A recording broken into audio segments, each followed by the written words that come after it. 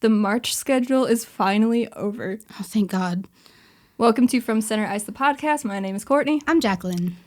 Let's take care of some housekeeping right off the top instead of waiting till the end this time. Good call. Good call. Right? Let's go. Because usually I just forget all about it by that time, and you have to remind me.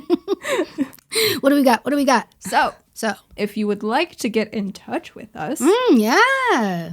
you can send us an email, vfcenterice@gmail.com, with any thoughts that you may have. Any and all. Yes, unless they're criticisms. We don't want to hear it. I kind of do, though. Do you? Yell at me.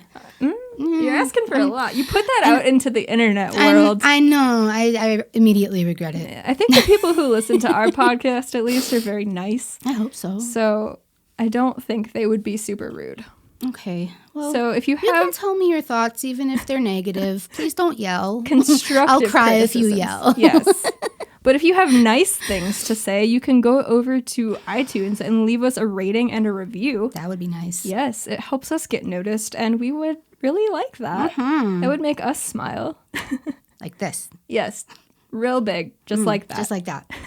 Oh, speaking of smiles. some people are watching this podcast. Right, because we're on YouTube. We are on YouTube. So if you are listening to the audio only version and would like to see our faces speak, you can go over to the YouTube channel and watch us do that. If you are watching on the YouTube channel, hello. But also, if you like this podcast, please go over to iTunes and leave us a rating and a review. We would very much appreciate that. Very much. Also, on the YouTube channel, I do videos before most games. Yes. The month of March was a little up and down, let's say that. It was a rough one. It was. It happens. It does. It does happen. It does but happen. before most games, there is a 3 questions video for both the Blackhawks and the IceHogs. So if that's something you are interested in, that is on the YouTube channel. And the easiest way to find that is by going to our website, fromcenterice.com. Everything is there. Everything. Yep. She does amazing work. She knows all. She knows all. Courtney knows all. Oh, man. No pressure. No pressure at all. No, but really, she's amazing. So go look and listen. Yes, please. All that. That would look be and nice. listen. Look and listen. Did you stop recording? Please don't. No, I think it's still recording. It better be. I'm pretty sure it is. I'm gonna be really sad if it isn't. You know what? Huh? I'm going to hit stop. Okay. We're just going to have to deal with whatever weird screen things this is doing. All right. Because it's recording. Okay. Well, as long as it's recording, just don't look at it, I guess. Yeah. Otherwise, you're gonna obsess over it. I will. There is a firmware update. I'm wondering if that has something to do with it. Would that really be like making it flash through screens like that, though? I wouldn't think so, but you never know. You never know. Anywho. Where were we? I don't know. You're amazing? Is that where we left off? Sure. As I just awkwardly sit here and say, yeah. Yeah. How about Obviously. that? Anyway. We've got Twitter and Instagram, too. We do. Those are also linked on our website, or Twitter is at VFCenterIcePod. Instagram is at FromCenterIcePod. But again, the easiest way to find absolutely everything, Website. just go to the website, FromCenterIce.com, and all of those links will be everything you in need the to show know. notes or description, and wherever you're listening to this. Somewhere. There will be links, so you can find them there. What is going on? It's just selecting random stuff. That's very odd. I just don't want it to mess something up I know. by selecting something weird. Please don't. We'll see. We have All the right. camera audio, if anything, so. Yeah, we've had to do that before. Yeah. It's not optimal, weird. but you know. Anywho, now that we're having very weird technical issues, I need to put this down because Yeah, I'm you're just going to keep stare at it. watching. I will. Anywho. All right. Anywho. So what's been up? It's been a while since Oh, we it's recorded. been a while, yeah. Well, that's kind of my fault, but also not. So we were going to record, right? Like a week after the last one-ish? Yeah. Yeah, we were gonna. And then my nose was really stuffy. And I was never like, fun. and I was like, I don't want to risk anything. Like, I don't want to get Courtney sick if I'm sick. Yeah. And so I canceled. And then a couple weeks later, Yeah, a week or two.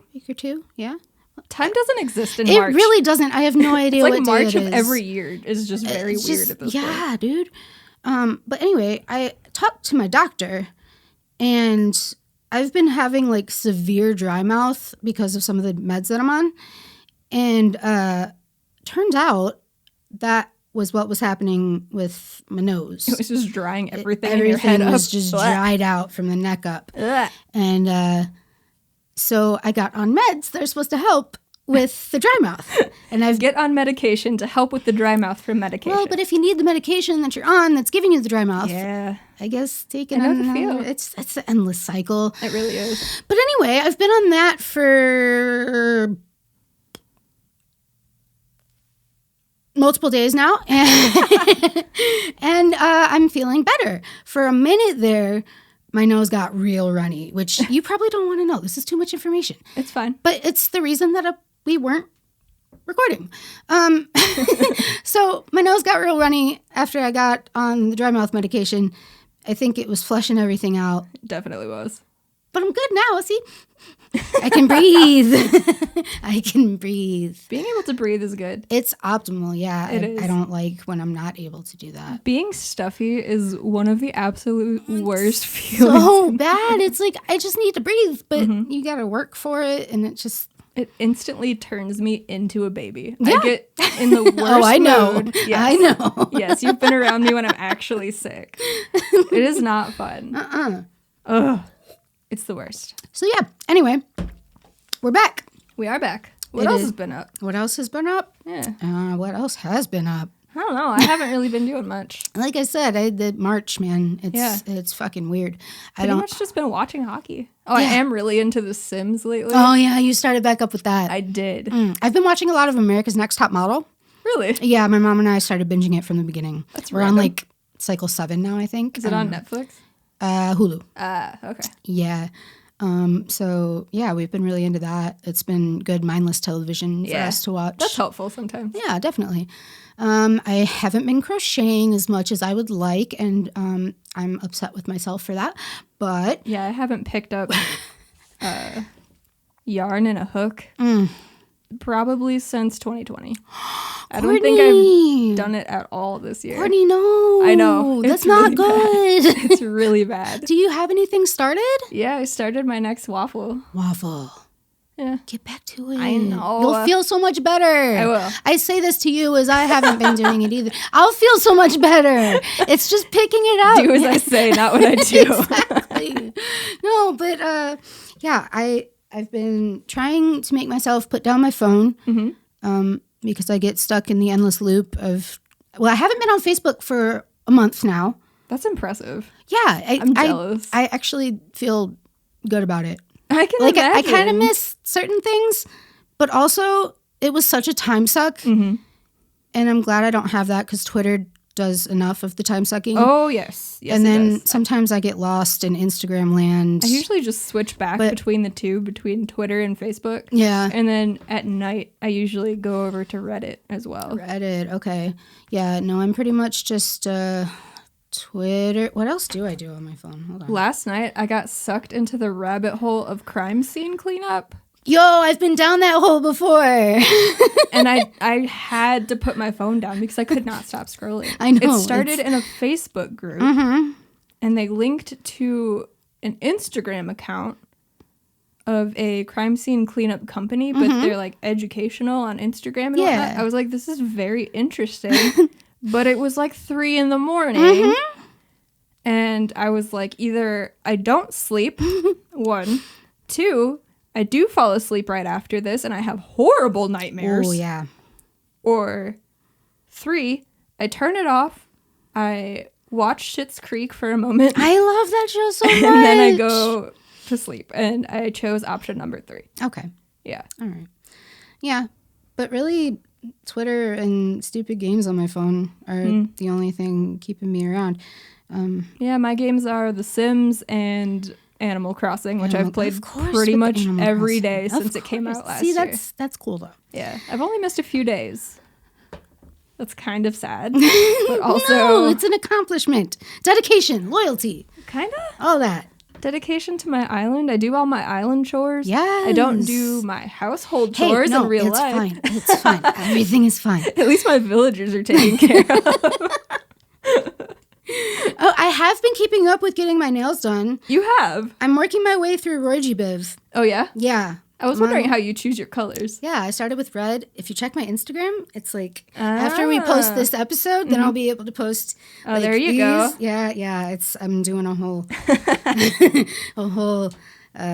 pattern. Yeah, layout. Something with my. We've been very bad at words tonight, which isn't a good thing for a recording. We are trying. At least I'm trying. I know you're trying. There's a lot of trying happening. Always. We always try. But yeah, I'm on yellow. Next week, I think. Yeah, these are growing out pretty fast. Next week will be green. I haven't painted my nails in a hot minute. Yeah, I need to get my eyelashes redone too because they're looking a little janky. And they are kind of spotty. Oh yeah, because the other night I got real anxious and I started pulling them out. I don't think you're supposed to do that. You're not, and it wasn't really conscious. It was just like an anxiety tick that I was doing. I hate when your body just comes up with new ones. Yeah, I don't normally pull on my eyelashes, but hey, I guess that's what we're doing now. That's a new thing. I would rather not continue that because this shit's expensive. For real. But yeah, I'll probably talk to my lash lady and see if I can get in for a fill sometime there you go. This week. Maybe probably. After the tick dies down and you don't do that anymore? Yeah, it happens mostly at night, I think I've noticed. You need to get some sort of like eye covering. Not like glasses. I was going to say, I have those. I know. I should have them on right now, but I left them at home. You left them at home. I left them at home, and I need them to drive, so you, especially in the dark. Have glasses. I do. I have them. They're in a case. They're on my table next. What's that called? End table? End table. Yeah. Words. Words. But yeah, they're in my case on my end table, right where I need them. Wow. Well. But yeah, not glasses, because you could just reach under them. It has to be some sort of goggle situation. You need me to wear goggles? Well, eyelashes are expensive. Yeah, it's kind of hard to wear my glasses with these lashes. Not as much. Can you feel them? Yeah, like sometimes they touch that's a terrible the lens. feeling. Yeah. No, the first lashes that I had, the lady did them real long. And I didn't ask for that, but I also didn't ask for that, so I had to deal with it. I don't know. I got used to them. But when I went for my fill with a different lady, she was like, wow, I would never use this size. And so she sized me down, but like left the old ones too, so it kind of feathered a little bit. Interesting. Wispy. Yeah. So yeah, I think I'll go back to the second lady. Yeah. She was cool. There you go. Yeah. Then you won't have lashes that touch your glasses. Yeah, I just need to actually talk to her, which is the hard part. And wear your glasses. Well, that too, but we're talking about my lashes here. Yeah, lady. but you can't have the lashes touching the glasses without wearing the glasses in the first place. But I can't touch the glasses with my lashes if I don't have my lashes either. True. You need both of these things to be working together in order to have the problem. Oh, what are we doing? What have you been up to besides Sims and Animal Crossing? What have I been up to? You still make hella content I for this. try to. You do. You're good. I try You're to. good. You make videos and you have a blog thing. And yeah. There's always Twitter for There's always Twitter. Live tweeting games and not happy. Important. Yeah, most of it's not happy. Not happy. I meant important. In the month of March, at least, for the Blackhawks, it was not happy. Not happy. No. But when everything else gets delayed, there's always the Twitter. There's always the Twitter. The Twitter will always be there. Especially during games. Yes. Yeah. She's a live tweeter. I am. I retweet her sometimes. My own. I'm also in charge of VF Center Ice. You are. But I retweet. It always confuses me when you tweet something. I'm like, when did I didn't write say that. No, it's I mostly go through this Courtney. whole crisis of like, did I forget that I said that? No, it's mostly Courtney. But I did post a picture of me and my brother when we got to go to the IceHogs game on Monday. Yes, you did do that since we last recorded. I remember now. I was going to get to that at some point. Well, I remembered, so you don't have to. There we go. Ta-da. Okay, yeah. So, a while ago, few weeks ago, I got contacted by the IceHogs, and they were like, yo, you've been randomly chosen as a season ticket holder to be able to attend a game with one guest. Yeah, because they're doing that cool thing for season ticket holders yeah, this year. it's cool.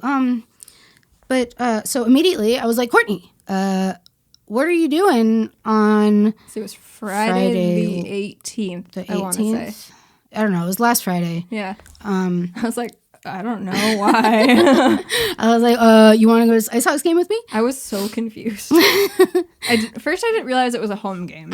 So I was like, where are we going, first of all? Second of all, I'm not really trying to be in a crowd right now. But then you explained. Yeah, so the thing is, IceHogs are doing a special perk for randomly chosen season ticket holders to be able to attend a game with a guest. You will be alone in a suite up above where our normal seats are. Yeah.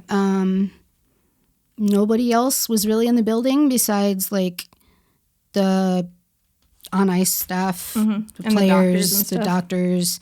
There were nurses there that do the rapid testing before the game. Oh, cool. I think Mark Bernard was all the way down on the right side. Okay. And like the if far we were- suite? Yeah, Gotcha. like way down there. I think he was over there. And then one of the referees' family was in a suite 2 down from us. Okay. But yeah, anyway, it was supposed to be last Friday. And then Iowa got the COVID. Friggin' Iowa. So they contacted me on Thursday. And they were like, hey, I don't know if you've seen, but the games from Friday and Saturday got postponed to Sunday and Monday. Iowa fucking everything up. Yeah. So I was like, well, I saw that, but I didn't make the connection that affected me. And they were like, so you've been set to go on Monday if you can. And I was like, yeah, that's awesome. Cool, do it. And then after I said that, I was like, Courtney, what are you doing on Monday? And she was like, Womp womp. yeah, like that. So Because they chose the one day yeah. in the last 3 months that I've had plans. Of course. Thanks, Hogs. Thanks, Iowa. Thanks, Iowa, most of all. But anyway, I ended up taking my brother. He is 15. He enjoys hockey very much.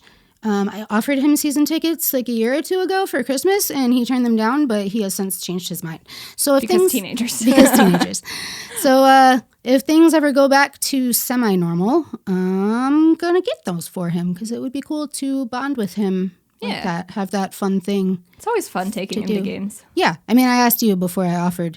I was like, hey, would you mind if Eddie was also a season ticket holder? You're like, that's cool.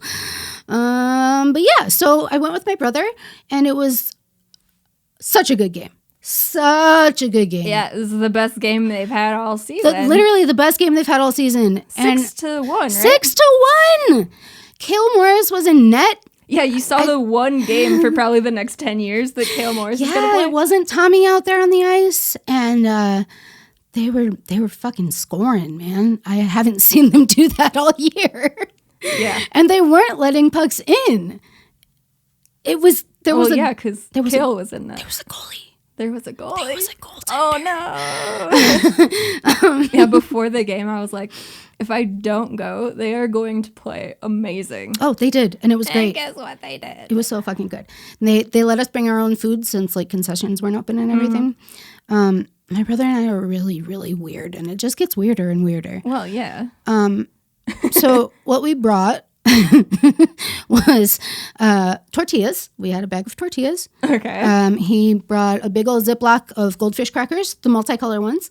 Okay. I brought my bag of mini M&Ms because mini M&Ms are superior to regular M&Ms. I would agree with that. Yes, I think it's the ratio between candy coating and chocolate. I've heard that. But I like them better. I don't know. They feel better in my mouth. They're Texture, that's the word. They do have a good texture. They're just tiny. And yes. I don't know. Little pop. You know what we mean. You Everybody know. thinks mini M&Ms are better. Remember when they took them away? Did they? Yeah. Is that why I hadn't seen them in a long time? And then they brought them back. I had no idea they took them away. I just never looked for them. Mm-hmm. Okay. Well, so we ended up making a burrito out of goldfish and mini M&Ms. It was surprisingly really good. I mean, the sweet and salty. The sweet and salty makes definitely sense. work together. The tortilla throws me off a bit. No, it was fine. Was it? Yeah, you just made mine had too many goldfish in it. And that is not possible. It is when it's in a tortilla and there's no like emulsification. That's fair. To hold it together. Yeah, it was just like loose goldfish in a tortilla. I mean, that's kind of how a wrap that I ordered from Buffalo Wild Wings showed up at my house because there was no sauce in it. No sauce. No sauce. Oh, no. I complained on Twitter. I think I was that person. Yeah. Well, you waited a long time. I did. And it was like midnight and I was starving. So I just got home from my dad's house and I hadn't eaten. He offered me food and I was like, no, it's fine. I can eat at home. Thanks, B-Dubs. And then they gave me these old-ass cheese curds. Like, you could tell they were old. They didn't give me the sauce for that. I was like, what is going on? So that is why I complained on Twitter. Did they compensate you at all? Did you talk to them? Or did somebody DM you on Twitter? Or? Yeah, they did. I feel like they sent me a coupon. I can't remember now. They had me fill out a form. I think they emailed me back. I don't know. I was just so bitter by that point. Yeah, no, I don't blame you. I was just like, whatever. I'll fill this out so you know that you fucked up. And then Speaking of cheese curds, we brought our last part of cheese curds bag that we had. Ooh, like fresh cheese curds? Yeah, like from Wisconsin. Yeah, those the are squeaky good. ones. Yeah. Oh, those are so good. They were very good. They're and then so I ran out and I was sad. But yeah, the game was amazing. Only things I didn't really like were the fact that there was like they were pumping in fake crowd noise, which was extremely annoying for one, and for another, there was at one point, what's his name? Anthony? Isaac Phillips. Yeah, he was down, injured on the ice. Blocked a shot with his face. With his face, yes. It hit the bottom of his visor and got him right above the eye. I think they said he might have gotten a few stitches, but he kept all his teeth, so he was happy about that. I love him. But yeah, anyway, he was down on the ice, injured, holding a towel to his face and everything, and they were still playing the crowd noises, like the cheering and the woo and the clap, clap, clap, clap. It was so cringy. I was like, please make it stop. What if he's really hurt? No, stop it. Oh, man. It was super interesting when they made like the 1 minute warnings for like, there's 1 minute left in the second period. And then the crowd usually goes, thank you. And then he goes, you're welcome. Sometimes. He did it all 3 times this game when I was the only one saying thank you. My favorite is on country night when he goes, yeah. It's the little things. It really is. What else about that game? I can't really think of anything. I'm just glad that it was a good game that you got to see. Me too, because I went in there like, wow, they're going to get absolutely slaughtered. But they didn't. Mm-hmm. I'd much rather miss a game and have them win, especially a good game like that. So I was okay with it on my end, and I was just really happy that you got to go. Yeah, I really wished you were there, but I wish I could have been too. I know, because like friggin' timing. We are from Center Ice, like exactly. you and me, us together, both of us. I settled it in my mind and came to terms with it because every time I do not sit in my seat, they lose. Every single time. Whenever we sit somewhere else, they lose. When we sat upstairs in the hog heaven thing, that thing up there, they lost. When we sat in the 100 level, they lost. There were a couple of other ones. The time that Rockford Buzz got sponsored or whatever, or one of the sponsors. Oh yeah, we got a suite. I don't Yeah. remember why, but we got a suite. They lost that one. So I was like, well, we don't get to sit in our actual seats. So chances are they're going to lose. So it is okay. And I was not there to not sit in my seat, and they won 6-1. So They did. My brother and I decided that we need to be at every game now because obviously we are what they need to win. I mean, that's why we're season ticket holders. Obviously.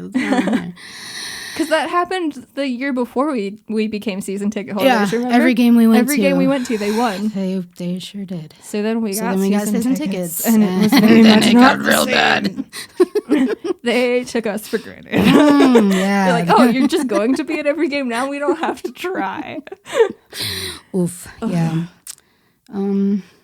Rough. But yeah, I don't really have anything else to say about it, I don't think. It was a good game. Mm-hmm.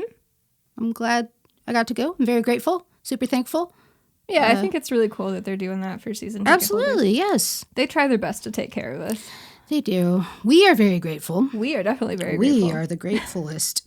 Not everybody is. Not all of them. But Definitely throwing a lot of shade there for the not so very nice season ticket holders because you deserve the shade. Shade. Honestly. Shade right at you. Because what do you expect this team to do? Right? Yeah. Like, it's not their fault that last season was shut down. No, not at all. And how we have learned that the American Hockey League operates is that the front offices for the teams get all of the information last. Yes. Everybody knows things before they do. Mm-hmm. And so they get information. They have to plan everything last minute.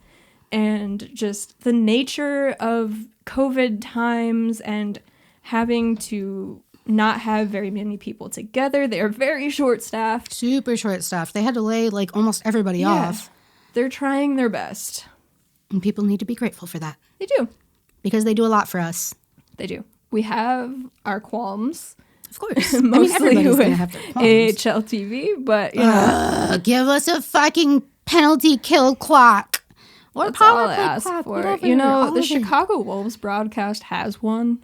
So why the fuck can't we? I don't know. We did finally get the shot counter. Yes. Because they didn't have that to begin No, with. not at the beginning. We got that, which, you know, I would trade the shot counter for the special teams clock because the shot counter is usually just depressing. Yeah. So there's that, but we don't need to go into all of our gripes with AHL TV. No, But we're good. You mentioned Phillips being injured. Yes. And I am going to make that transition into Aaron Ekblad's injury. Oh, God, no. Oh, my goodness. That was a rough one. Yeah. I could only... That happened over the weekend, right? I believe it was over the weekend. Yeah, like the night before last. Yeah. Wait. Because I feel like he had surgery yesterday because we got the update today that he had successful surgery. And I was like, that's very quick. Yeah. So I feel like it happened on Saturday. I feel like it just happened yesterday, Sunday. but my timing is very, very Maybe it was non-existent. yesterday. Was it? I don't know. You know Please what? look it up. I am going to search this. I think it was yesterday. On Twitter. It might have been. It will be on the Twitter machine. March 28th. So that was 2 days ago. 2 days ago. Oh, I've been thinking today is Wednesday. It's not. It's Tuesday. It's Tuesday. I keep thinking today's Monday. So Wait, so that you know means... what? Was What? the game that Eddie and I went to last week? Yes. Man. It was last Monday. It was oh my God. a week and a day ago. Wow. I know, right? Oh, okay. That's wild.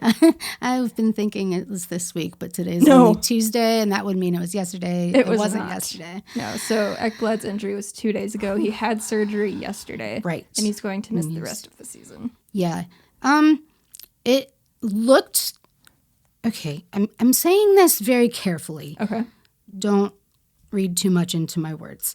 All right. No, it looked worse than it was now that we know what it was because he had fractures in his lower leg. It looked like his whole knee was blown out. Like it looked like his leg just disconnected from the top of his leg, the way it bent when he fell. But yeah, they all said I'm he seeing had, is leg fracture. yeah, they said fracture. So bones are a lot easier to heal than like tendons and It definitely ligaments looked like the and- knee. Definitely. When I Like saw knees it- are not supposed to bend that way. I want to see No. some x-rays. Because Give us the x-rays. I'm pretty sure his leg invasive. was planted. Like, Yeah. that leg was planted on the ice, and the rest of his body moved, and the leg did not move with it. Yes. Ugh. I had to watch it twice to see what happened, because the first time I was like, he just fell. Oh, and then I no. watched it the second time. I was like, he did not just He did fall. not just fall. No. Wow. And just like the injury part aside, just watching him on the ice in so much pain was heartbreaking. In agony. Yeah. Like you were talking about it earlier, you see dudes down on the ice all the time with like injured limbs. Yeah, injured everything. And they're just like laying there. Ow. But he was like writhing in agony. Oh, it was and so like hard to watch. covering his face and like I'm getting goosebumps just thinking about it. It was so terrible. And you never want to see anybody absolutely in that much pain. Because this year, I have absolutely hated when the Blackhawks play the Florida teams, but he's just one of those guys that you can't hate. Yeah, I feel that. You just kind of root for him to do well. Yeah, I've never felt any animosity towards him. And he's been having such a good season, which is... Oh, it makes it really all that more heartbreaking. Yeah, especially with Florida doing so well. I think they're in third, because I want to say Carolina was in second in the division. But that could have changed tonight. Okay, so they flip-flopped. So Florida is back in second, Carolina's in third. Okay. So they're clearly making... Oh, yeah, because we beat Carolina tonight. We'll get to that. Almost. Yeah. So Florida's going to make the playoffs, and they're going to be without their best defender. And Ekblad just has to miss the playoffs, which sucks. It just sucks all around. It really does for everybody involved. I hope next year they will not be in our division, so I hope they have just as good of a season next year as they had this year.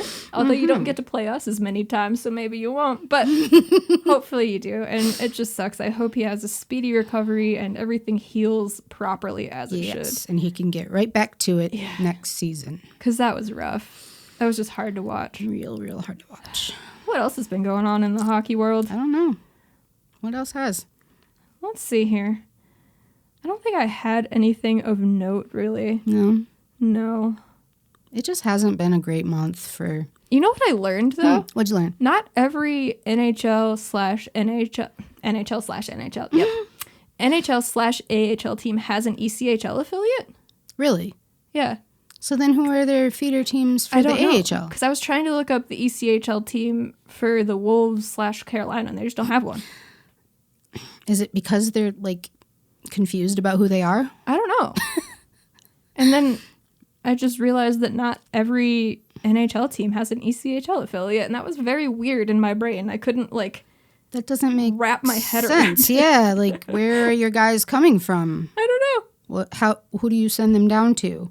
Or are you just stuck with that team and that team only?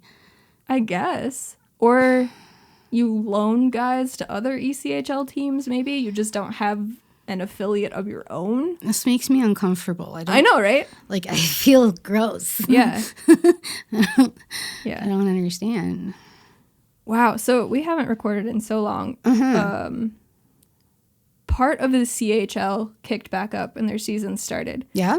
Yeah. So some guys on AHL teams had to just go back to their junior team because of that agreement that we talked about before. I'm pretty sure we talked about that in the last episode we recorded. We were complaining about it. Yeah. But it hadn't happened yet because the seasons hadn't started. Right.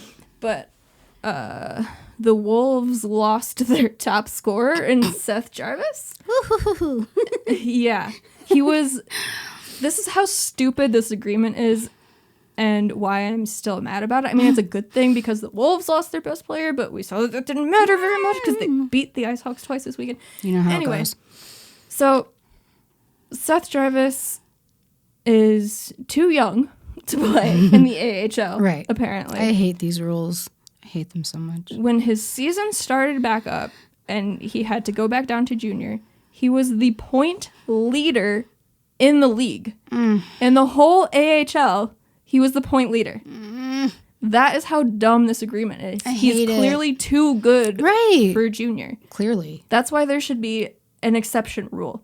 Whether each NHL team, like I think I mentioned before, gets one player per year or something. Something. That is dumb. You cannot tell me that the point leader in a whole league it's like needs to be sent down. It's like sending Ovi down to or Connor the McDavid. AHL. Yeah. Like, sorry, Connor, you're too young. You got to be in the AHL. What? No. It's so stupid. No. And it just makes me hate this agreement even more. I disliked it before, and just seeing the guys that had to go back to junior and leave the league, even though it should benefit my team on paper, it's just dumb. Yes. It's dumb. Incredibly. And if it's only for financial reasons for the junior teams, it's just not fair. No, not at all. Not at all. It's dumb. So that's a thing that happened. You know what else happened since we last recorded? A lot. Which I didn't realize. What? Brent Seabrook retired. Oh, shit. We haven't recorded since then? Damn. I'm pretty sure in our last episode, I said that I would be surprised if he ever played again. Mm-hmm. And I feel like it was the next week. It was before we were supposed to record again. Yeah, and he announced his retirement. He announced that he officially retired. Damn. I mean, like, we knew it was going to happen. Yeah. But it's still like, wow, he's really done, huh? Yeah. He was talking about how he can't, there's something with his foot or his hip, or he couldn't skate with it. He couldn't turn. He couldn't stop. Like, it was just, he was so sad. Yeah, he was talking about how it affected his life with his kids and how he just wants to be able to play with them and everything. And I'm like, yeah, and before he had the surgeries last year, he couldn't even tie his shoes. Like, that's heartbreaking, man. It is heartbreaking. Go be with your children. Yeah. And it just sucked to hear, like, the official announcement. Like, people have made jokes about it for years because he wasn't the player that he used to be. Yeah. And, like, it's easy to do when you have the one guy on the back end that's slower than the rest of everybody. But when you hear that it's for medical reasons, it's not just, like, he sucks. And especially since he's been such a huge part of this team and a huge part of the 3 Stanley Cups, they probably don't have at least the last 2 without Brent Seabrook. Yeah, no, I'd agree. Because in 2013, he had that game-winning goal against Detroit. 2015, I feel like he had a couple against Nashville in the first round. Maybe he had 2. But even without the goals, him and Keith back there were like monsters on defense. Definitely. That was before his game fell off. And it was just sad to see the official announcement because it's just the end of an era. You know? Definitely. And like, people were mad at him for his contract, like it had anything to do with him. Like, how do you say no to that as a player? You don't. Yeah, no, they offer you that much money. You're like, you okay, say, yes, I'm here. Please, where do I sign? Right. Because you want the best for yourself and your family. Absolutely. You can't blame the player for that. No, blame your GM, which a lot of people do blame the GM. But they probably blame him for more than he should get blamed for. But yeah, so that was just sad. And oh my gosh, the interview that he did in the game. The day, I feel like it was the day he announced his retirement, he did an interview with Eddie on the broadcast, and he started tearing up, which just, like, it took my heart and ripped it out of my body and stomped all over it. Oh, my goodness. I couldn't handle it, man. Oh, my goodness. Terrible. And just, ugh, so bad. And there's not that many guys left on the team from that run. Let's see, there's Patrick Kane, Duncan Keith, and kind of Asterisk Taves? Maybe? Yeah. What the fuck is going on with him? And that's it, right? That's all. My God. See, I expected when... Oh, has this also been... Never mind, I don't want to move on yet if we're not done with this. Okay.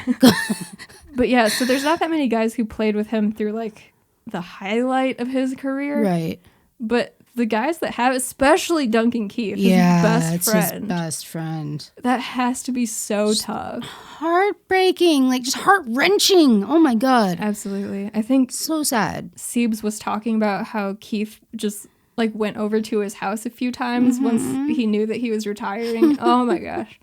I just can't deal with how close that team was when they were winning championships. It's rough. Just a solid unit. Yeah. And it made me look up Keith's contract because he signed, I want to say when he signed it, it was like a 13-year deal. There's only 2 years left. Right. After this season. There's 2 years left. It's an illegal deal now, isn't it? Oh, yeah. Okay. Oh, yeah. That's why he's paid $5 million. Because it was a 13-year. It was like the Hossa deal. Yeah. So. Is that technically up now? No. I want to say he's still... He have 3 years in Arizona? Let's see. See, I knew that I would need cap friendly. I knew sorry. it. No, it's okay. I'm just... validating myself, saying that we would need cap friendly, and we do. So, long term. Nope, he's still. It's up after this season. After this season. Oh, hey, baby. hi, baby. Nicholas Hjalmarsson is on injured reserve. Yeah, he got injured the other night. What happened? I think they said upper body injury. Oh my gosh, both of their goaltenders as well, Kemper and Ronta. What is going on? Yeah, because they've had Aiden Hill, haven't they? Yeah, I didn't realize it was because both of them were injured. Oh my goodness, Arizona. Yikes. That sucks. Mm-hmm. Wow. All right then. Yikes. Anywho.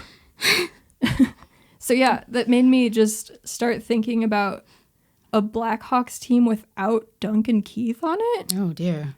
And like, as much as I can complain about him sometimes, because, you know, sometimes he deserves being complained about. They all do. But he's still the best defenseman on the team. Oh, definitely. And he's Duncan friggin' Keith. He's been around forever. So trying to imagine a Blackhawks team without him on it is like trying to imagine the Hawks without Patrick Kane. Right. Like, what is that? What even is? What even is, Courtney? I don't know. What even is? I don't know. I couldn't wrap my head around it. And I know people have been fans of the Hawks longer than we have. But as long as I've been watching them, they've had Duncan Keith and Kane and Taves and Seabrook. So I don't know. I just can't wrap my mind around that one. Not at all. And yeah, 2 years after this one. Also, Patrick Kane and Jonathan Taves have 2 years after this one. I don't want to think about that. Yeah. So next year is going to be very interesting. I'm uncomfortable. And especially the 22-23 season, when it's the last year of all of their contracts, is going to be very interesting. You gotta think if Kane wants to stay, Kane is going to stay. Right. You gotta think if Taves comes back. I don't like that. Where is he? Where's our captain? He's just out in the ether somewhere. I hope he's okay. Me too. I just want him to be okay. Me too. You gotta think Keith is gonna retire. Right. After his contract. He's 37 now. Yeah, let him live the rest of his life. He'll be 40 when he retires. That's a if he decent retires age. after that contract. Can you see him signing somewhere else? I can't see him signing somewhere else. I can't see them re-signing now him. that Seabrook is done. Yeah. I don't know. Unless he just has one hell of a year in that last year of his contract. And he's like, you know what? I got can more do in another me. one. Yeah.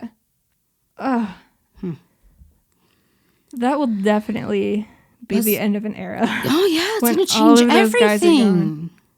That's just making me emotional. Yeah, let's about not it. do that. The only other guy whose contract goes that long is DeBrincat. His is up that same year. And he's still an RFA after that, so that's interesting. But everybody else's contract is up before that. There's a lot of contracts that end after next season. Let's see. After this season, Matthias Yanmark is a UFA. Carl Soderberg is a UFA.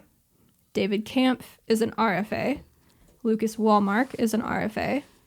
Pius Suter, RFA. Brandon Hegel is a free agent. Okay. Yeah. It just says 10.2C instead of UFA or RFA. This player has not accrued the necessary amount of professional seasons required for Group 2 RFA status. They are ineligible for an offer sheet. Okay. So he can't be offer sheeted. He's an RFA that can't be offer sheeted. Okay. Fair. Nikita Zadorov is an RFA after this year. Nylander is an RFA. Lucas Carlson is an RFA. Brandon Peary is a UFA. John Quenneville is a UFA. Sorry.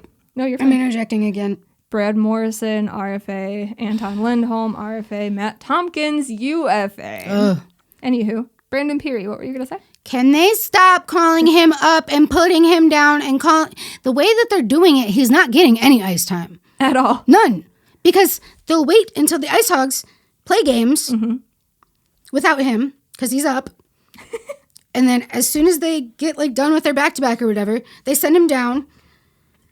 And then they call him back up before the next game. Like, what are you doing with him? It's like he was signed to be the extra player on the taxi squad when other people... That's dumb. Let him play, at least in the AHL. Right. We have other guys who are useless who could be that person. Right, You don't need it to be Peary who can actually score goals. We know that he can do that because he did that against us so many fucking times.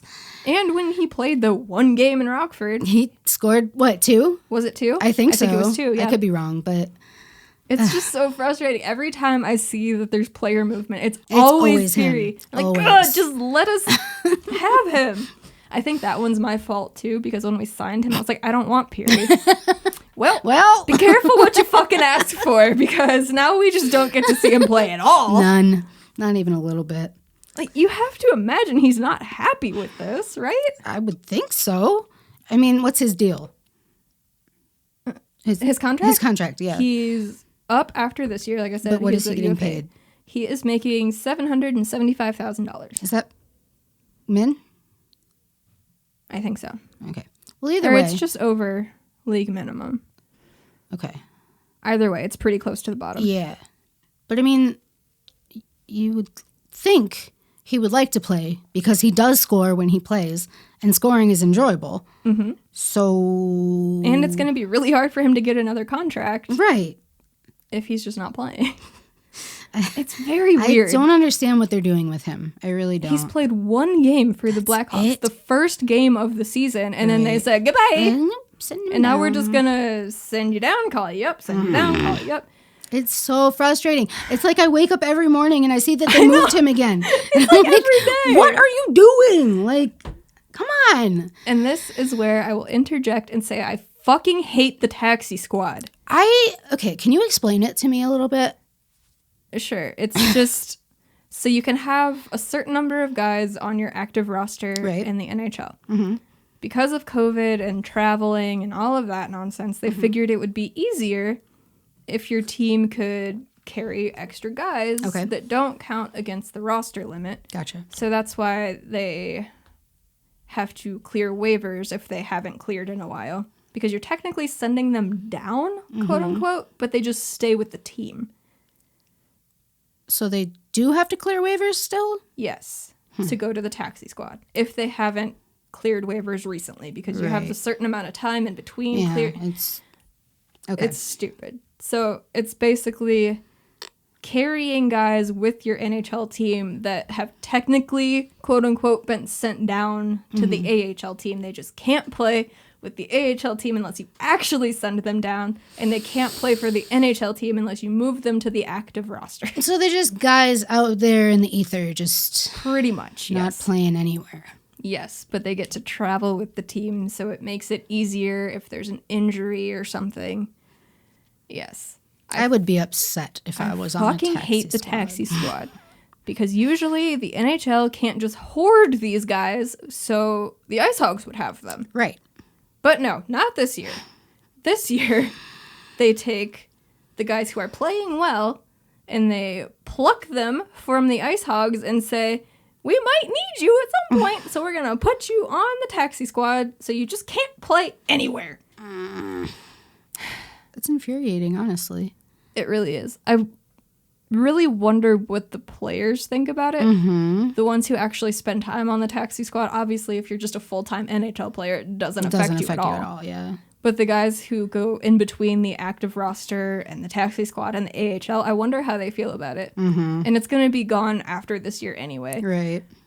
But it makes me curious. And I hope they ask some guys about it once the season's over. They won't, because it's the NHL and they're not allowed to talk about anything. They did ask about the bubble.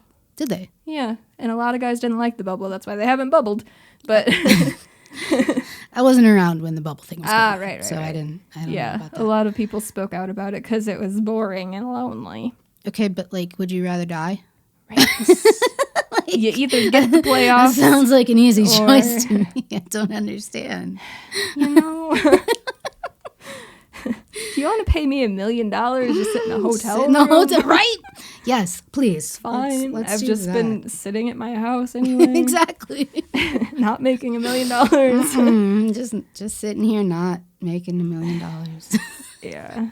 So that's how I feel about the taxi squad. Fair. So I guess we should talk about what our teams are actually doing. And I don't feel like talking about the whole month of March because it sucked. Yeah, it was real For bad. the Blackhawks, the IceHogs played better in March than they did in February. Well, they also... Did they win it all in February? I think they might have gotten that first win in February. Maybe not. I actually don't know the answer to that question. So what I will say about the whole month is we made predictions at the beginning when we looked at the schedule ahead. They did. And I'm pretty sure, I think you had them with a 500 record, and I'm pretty sure I had them with a winning record. And they proved us both very wrong. Yeah. Very wrong. What was their record in March? Oh, gosh. Let's see. Schedule. The month of March. All right. So they started with back-to-back games against the Tampa Bay Lightning. Mm-hmm. The first one, they lost in overtime. Got the point. The second one was the Malcolm Subban shootout win. Right. Then they played them again, which was the 6-3 Can I just loss. interject and say how Yes. happy Malcolm Subban made me when he celebrated when they won? That was great. My heart just kind of exploded. He was so excited. He was. And it made me happy. Okay, continue. Going off of that, Going off of that. a lot of people heading into the season were doubting Malcolm Subban a lot. And during the season, they've been like, oh, he's playing okay. And when he wins, they're like, oh, yay. After that game, when he won in the shootout, there were a lot of takes on Twitter saying that people shouldn't doubt Malcolm Subban anymore. Okay. And I was like, okay. I mean, I agree, but this is a change. Then the rest of this month happened. I don't know if he got any of the other wins. I want to say that he didn't. I could be wrong. But let's see. I don't think they had any other back-to-back games. So I'm guessing I know he got... No, the Nashville game was back-to-back, and he got that second loss. Anywho, he played other times during this month, and the takes about him after those were not very positive, such as after the shootout win, where people were like, Malcolm Subban, see, he's good, and blah, blah, blah. They're like, why is he on this team? He needs to sit. He's not an NHL goaltender. Like, oh my God, Chicago Blackhawks fans and their fucking goaltenders. Appreciate what you have, and when they're doing poorly, support them. Right. Fucking talk them up. Say, hey, I know you can do this. Right. Keep high spirits about them. Like, it's okay to criticize a game. I mean, yeah. We also had Cam Ward as a goalie. I know what I'm trying to say. We did have him as a goal because he let in a lot of them. I know what I'm trying to say. But yeah, so we've clearly been hard on some goalies before. I mean, Matt Tompkins. But like, I can't understand hating someone on my team that much. Right. Especially Blackhawks goaltenders this season. When going into this year, everybody was like, this team is ass. They aren't going to win anything. And then they overperform. And so when a goaltender loses a game that they should have lost, the end of the world because they play average and not superhuman, like this team needs their goaltenders to play in order to win games, then all of a sudden they're the worst person on the planet and they don't deserve to be in the NHL or the AHL. They're not even an ECHL goaltender. It's very exhausting, and I've been through this for the last 10 fucking years because nobody could appreciate what we had in an elite goaltender and Corey Crawford, and now you are finally understanding what I've been trying to fucking tell you for the last 10 years, that we were lucky to have a goaltender of that caliber in net because he stole so many games that this lifeless fucking team shouldn't have won. He dragged their dead asses to the playoffs so many times, and you just come back and say, oh, it's the team in front of him. They're so good. Look at what they have. With that defense, any goaltender could fucking win. No, they can't. No, they can't. Because look at what's happening now. And yes, our defense has changed a bit, but going back to what you said, we had Cam Ward and that same fucking defense, and look what happened. May I? Appreciate Corey Crawford. Well, yes. Duh. Everybody Anywho. should. Haven't gotten to rant about him in a while. I know. It kind of warmed my heart. I just try not to think about him, if I'm being honest. I have seen you tweet fire blank into the sun. Uh-huh. Who have you tweeted that about? Calvin DeHaan? Oh, that might Matt have been Tompkins? it. Yeah. Uh-huh. Uh-huh. Who else? Ooh. Did you have somebody in mind specifically? No, Oh. I was just pointing out that you have also said that these people are the worst in the world. And I have not said they are the worst in the world. just to I fire them said- into the sun. I still do not believe that Matt Tompkins is a good goaltender. That's fair. He had Oh, God, here we go. 2 good games after I think he had 3. He lost one of them because the team fucking sucks. He had a couple of good games after he came back from the taxi squad. He got me to say good things about him. And now he's back to not being able to make a big fucking save when the team needs him. And they lost that game on Sunday because he had ventured behind the fucking net and gave up the puck. It would have been tied if he would just stay in front of his goal because he is bad at playing the puck. I do not believe he is a good goaltender, and I will stand by that because he isn't. I agree. Yes. I was just playing devil's advocate because you said that people say mean things. They do. And you also do. I mean, I do too. But I'm if not, they I'm not disagree with excluding me myself. and say that a guy that I believe that they should think is good is not good, Yeah. then No, it's ridiculous. I mean, I'm right there with you. I also think it's dumb to say anybody in the NHL isn't even ECHL caliber because clearly they're in the NHL for a reason. Mm-hmm. We might not think they are all good, but they did work to get where they are. Yes. And obviously something went right to get them there. yes. So, I didn't really have a point. I just wanted to yes, but just talk about that a little bit. Calvin DeHaan can be fired directly into the sun Oh, because dear. how It's kinda many painful to watch goals him. have occurred when he is on the ice? God, do you have his plus minus? I can find it. I can Let's find it right here. go. He has the second worst plus minus on the team. Matthias Yanmark has the worst, Really? which is surprising to me. Yeah. Maybe it's because he plays so much up and down the lineup and he just always gets stuck on a bad line, I Fair. guess. But Calvin DeHaan has the second worst, which is minus 12. Oh. Matthias Yanmark is minus 15. Philip Kurashev is minus 10. Dylan Strome minus 8. Ryan Carpenter minus 6. And then it just goes down from there.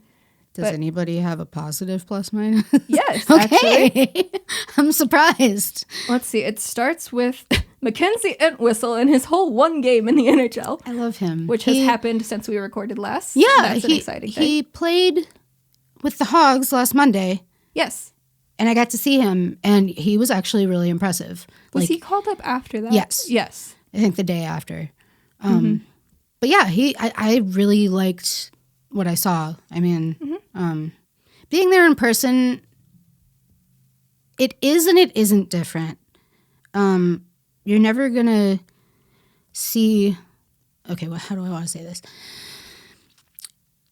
You're never going to see on TV everything that you see in person. Because you can only see what the camera shows you. Right, exactly, yeah. So being there in person, you definitely get a little more honed in on the players, or like you can just... There's those little things that each player does that you don't catch on TV. Yeah, And, it's interesting. Yeah, like you get to see, like, I don't even know how to word it. It's just like the way they play. There's certain things that you don't see on TV. And when you're there in person, it's like, oh, hey, I know who that was just by the way they were playing. Like, I Yeah. didn't even see their number. Like you can tell by just how they skate. sometimes. Exactly, yeah. I guess going off of like the Blackhawks, and most people watch them on TV, like you can tell when it's Patrick Kane. Oh, out there. for sure. You know how he skates. Absolutely. And that's the same kind of thing like watching the AHL. You can Yeah. better catch on to those little things. Yeah, when you watch them in it person. definitely, it feels more personal. I mean, it is. You're in the same building with them. You see them with your own eyeballs. Yeah. You don't have to look through a screen. But yeah, Mackenzie Entwistle. He's always been one of the bigger guys on the ice. He's huge. He uses that body. He's aggressive. He's not afraid to He's 6'3". toss some people around. Yeah, and he's always got kind of a slow start, so he didn't have the best numbers for the IceHogs to that point. Yeah. But he always gets better as the season goes along, and he's always just kind of an effective player. He's not a flashy guy by any means. Not at all, but you can tell when he's not there. Yeah. He's just, like, in the right spot. Yeah. He's one of those guys. He's just in the right spot. He's there when you need him. Yeah. And he's responsible with the puck. Yes. He's just one of those guys you want to have on your team. Yeah, I don't have anything negative to say about Mackenzie Entwistle. No, I was happy for him that he got to make his NHL debut. Yes, definitey. And he's one of the only guys with not a negative plus minus. He's at 0, so, Duncan Keith is also at a 0. Okay. Madison Bowie is a +1 in his whole 2 games with the Blackhawks. Okay. Lucas Carlson is a +1 in his 12 games with the Blackhawks. Fuck it. He's looked better this year. Yes, he has. At least in the I don't NHL. want to fire him into the sun anymore. Not anymore. I just get a little salty when I hear his name now. He's been rescued from the cannon. Yeah, he's not ready to be launched. He's standing next to the cannon. Yes. Very cautiously. Connor Murphy is a +1 in 31 games. All right. Dominic Kubalik is a +1 in 37 games. Nicholas Beaudin is a +2 in 14 games. Nikita Zadorov is a +2 in 37 games. Okay. David Kampf is a +2 in 37 games. Pius Suter is a +4 in 37 games. And then you have Patrick Kane at a +6 and Alex DeBrincat rounding out the top of the list as a +9 in 33 games. All right. Yeah. Interesting. Yeah, so there's some guys up there. Most of them are in the negatives, but some of them are up there. Fine. It's fine. It's fine. Most of the guys who play lower down in the lineup have the worst plus minus, but that's to be expected. Yeah. Especially since they get more of like the defensive assignments and whatnot.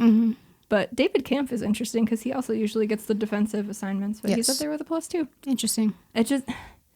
They've been playing him too high in the lineup the last few games. He was on the second line. Yeah. He's not a second line center. He is a very good fourth line center. Oh, definitely. In the NHL. And you just have to play him in that spot. And I get it because he's responsible. So they tried him with Kane and DeBrincat, and it just doesn't work. They need a different kind of center, not a guy who's just going to grind it out. Yeah. So I understand the thought process, but they tried it for too long. But, it is what it is. It's interesting and good that he has the plus there. Yeah. A lot of people are down on him because it's weird with NHL fans. If a player isn't a flashy guy or a point getter, they're like, he sucks. Yeah, which is not the case. It's just not. You need those other players that aren't going to be your top scorers. You need people out there that are just going to do what needs to be done, but not look bright about it. Yeah, that's why they're not big shining stars. They're just there and they're doing their job and you need them. They just do their job and they do what they're supposed to do and they do that well. That's why Nicholas Hjalmarsson was so underrated for the longest time because he's a defensive defenseman. Yes. I miss him so much though. Too. I was so sad about that trade. I was basically like Q. You know how he had that whole angry fit that people talk about? Yeah. That was basically me as well. Because he was my first favorite hockey player when I started watching the Hogs. Yeah. And he was just consistently good. How did we get to the plus minus thing? What were we talking about? Calvin DeHaan? Maybe. And how he needs to be fired into the sun. Yeah, because you asked about his plus minus. But it seems like... and then we got to Mackenzie Entwistle and I went on that rant. Because he's one of the only ones with a non-negative. Right. But yeah, Calvin has just not had a good year. And it sucks because... You were so happy when they acquired him. Yep. I think the injuries have just caught up to him at this point. Like, you can tell he still thinks the game at a high level. Definitely. His body just doesn't follow his brain. And it sucks. Yeah. It sucks. It's kind of like watching the last couple years of Seabrook, you know? Yeah. Like, you know that he knows what to do. Oh, for sure. He's been a great defenseman for his whole career. Yes. And, I mean, DeHaan is not Seabrook level, but it's along those same lines. Right. Like, he's been solid defensively his whole career. It's just the injuries catch up, and they can't move at the same pace. It sucks. Right. But it also sucks having to watch him on the ice every game because it's impossible for him to be scratched for a game. Oh, for sure. That's the most frustrating part, I think, is that he can have all of these mistakes, have these bad games, and they won't scratch him. Yeah. Who are they going to put in for him? I don't know. One of the rookies would even be better. Just try it out? Yeah. Because if all of these goals are going to go in when he's on the ice, what's the difference? Well, you got a point there. Get the other young guys more experience. You got a point. It's just sad because, like, nobody wins in this situation. Yeah. Like, the fans don't win, the team doesn't win, the player doesn't win. It just sucks because it's like, what are we supposed to do? Right. And even more frustrating is he's still got another year on his deal. How long did he sign him for? 3 years? 2 years? I don't know. 3, I want to say. Yeah. I don't think he signed an extension here. I think he just had the deal with Carolina because we traded for him. Right. Maybe he did. I don't remember. Time does not exist. I don't know what season is what because last season got cut short and this season got smushed. And it's like anything other than this season and the playoffs in the fall. Like, I don't know. That could have happened 10 years ago at this point. For real, though. I have no idea. Honestly. Yeah. Yeah. It's rough. It is rough. So it's not like... I mean, maybe they could trade him in the offseason because he's got 1 year left. I don't know. I don't know either. What is the answer? Email us. Tell us what the answer is. There is no answer. Nobody else is going to get it. So, yeah. There is no answer. I think we got to this from me saying that the Hawks have not played well this year. Oh, you asked what their record was. I did, and we never got there, did we? We got stuck on this Tampa series at the beginning of the month. Okay, here we go. Yeah, so they had the overtime loss, the shootout win, and then the 6-3 loss where the Hawks got the 3-0 lead. That one. That's the one. That one hurt. Murphy had the hit that everybody was mad about and got ejected from the game, even though I will go on record saying it was a clean hit. It was just an unfortunate result. I agree. I don't always agree, but I do agree with this one. And then the officiating just took over from there, and it was bad penalty after bad penalty, and I hate blaming officiating for something like that. It just feels cheap. But that was one of those games where they just really decided the game. And it was like the day after that ref got caught on a hot mic during the Preds game, right? I think it was a week or so after. I have no concept of time. Yeah, Tim Peel was fired for that by saying he wanted Nashville to get a penalty, right? Yeah, so he wanted to get one earlier and didn't get it in or something. So that was... I mean, it just proves what everybody already knows. Yeah. Is that they call makeup penalties. It's just cheap. And he was going to retire at the end of this month anyway. And I'm pretty sure that's why the NHL fired him. Yeah. If he wasn't going to retire, they'd be like, oh, that's a fine. It happens. Because, like, they tell them to officiate the games like this. Oh, clearly. I mean, like, you got to keep it close, right? Because the league is all about parity. Because there's no way that one team could just be getting a lot more penalties than the other team, huh? No, not at all. No, not at all. Of course not. Everybody knows the officiating is fucking broke. So it being caught on a mic, it's just... It sucks just because it does prove that. Like, we knew it. We obviously knew it. Everybody knew it. But it sucks hearing it. I think it sucks a lot more for him, you know, like he ends his career with that. Yeah, that's a bad way to go out. He's been in the league for a while, and then you have that, and that just sucks. Yeah, like I said, it sucks for everybody. It does. There's no winning when it comes to that. It's just dumb. It's dumb. There is no answer? No, there is no answer. Officiating should not be that involved in the game. They should be there to call the penalties. That is happen. Their job. Yeah. but they let a lot go, and then they call a lot of stupid ones, and there's zero consistency. Yes. And that's the most frustrating part of it all. I agree. Nothing is consistent. No. Anyway. I interjected again. I'm sorry. No, you're fine. You're fine. After that 6-3 loss. We're still on Tampa. They went to Dallas. They lost the first game 6-1. They won the second one 4-2. And that was the other game, along with tonight's game, where they had like 0 shots on goal and still won. So that's happened twice in the month of March. Oh, both of them have happened, huh? Yep. After that, they played Florida in Florida and lost both of those, 4-2 and then 6-3. And then they went to Tampa and lost both of those, 4-2 and 4-1. They came back home and played the Panthers and won both of those. Okay. I mean, Florida didn't have Barkov in the lineup, but still, they're a force to be reckoned with. Yeah, they won 3-2, and then Kevin Lankinen had his 3-0 shutout win. And then they played Nashville, and they lost 3-1 and 3-2.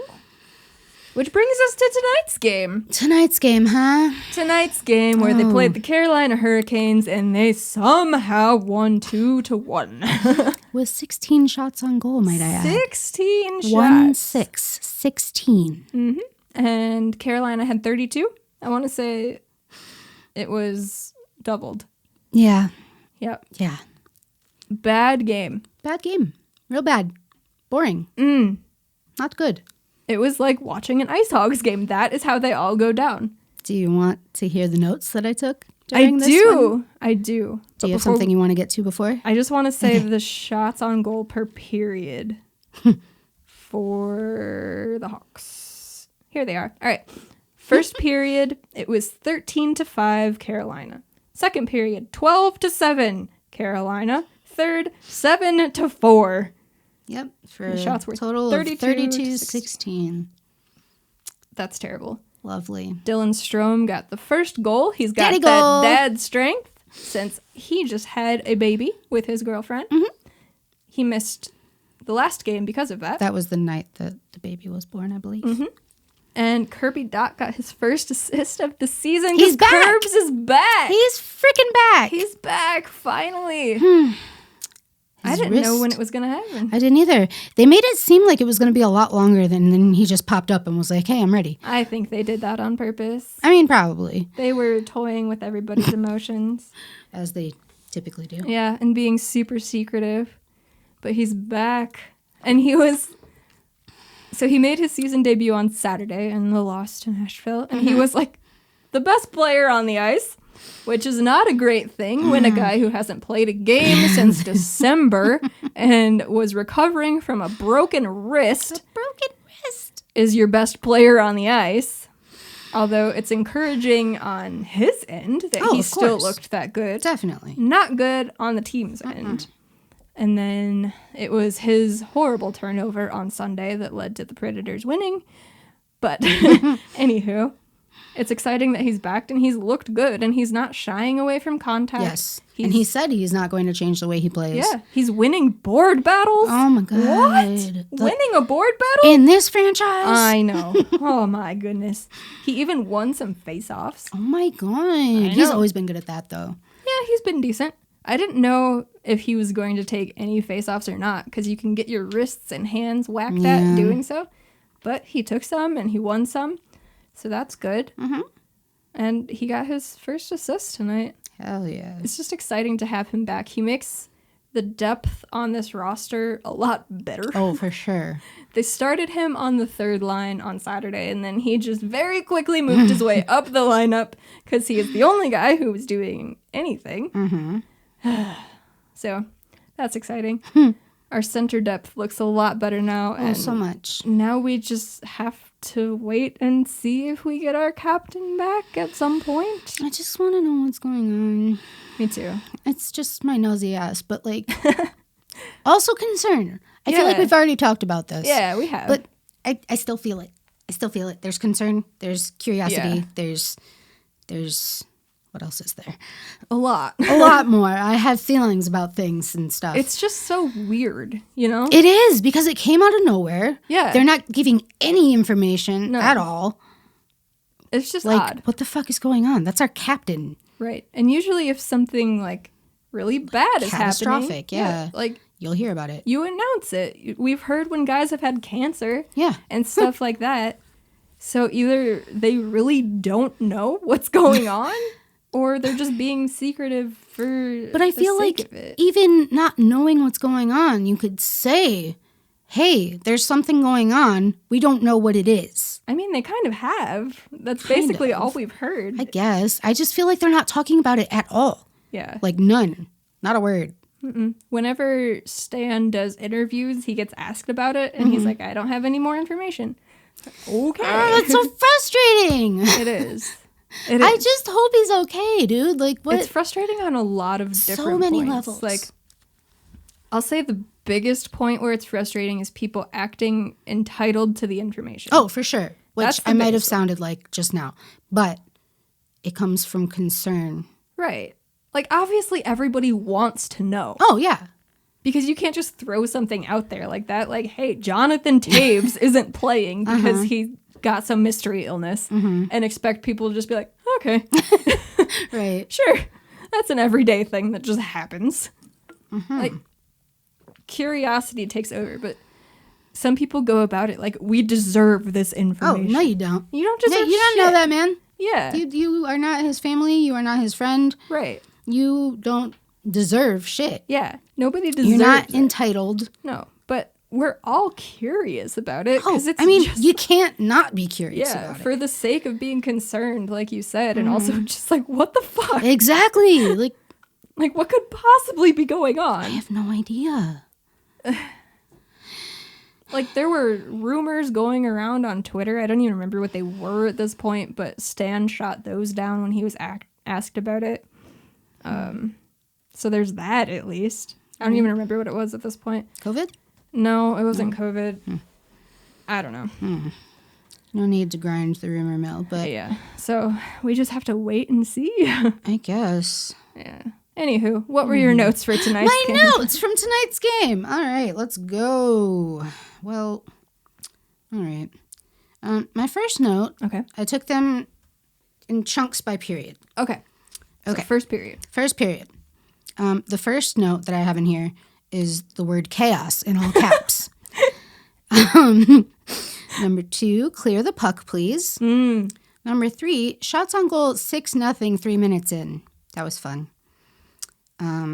Look real bad and not in control. That was at 15:39. 14:36, next to 0 possession time. 13, there's shots 10-3. So they got 3. The next note is so messy in all caps. Kirby got tripped. And they got that power play. That That power play that they didn't get a shot off on. Nope, not a single one. That was fun.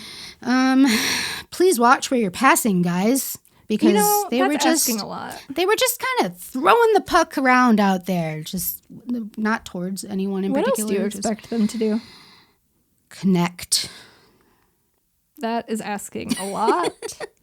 It is much easier to just fling the puck and just hope for the best. Hope for the best. Hope there's somebody with your color jersey on over there. It runs rampant throughout the whole organization.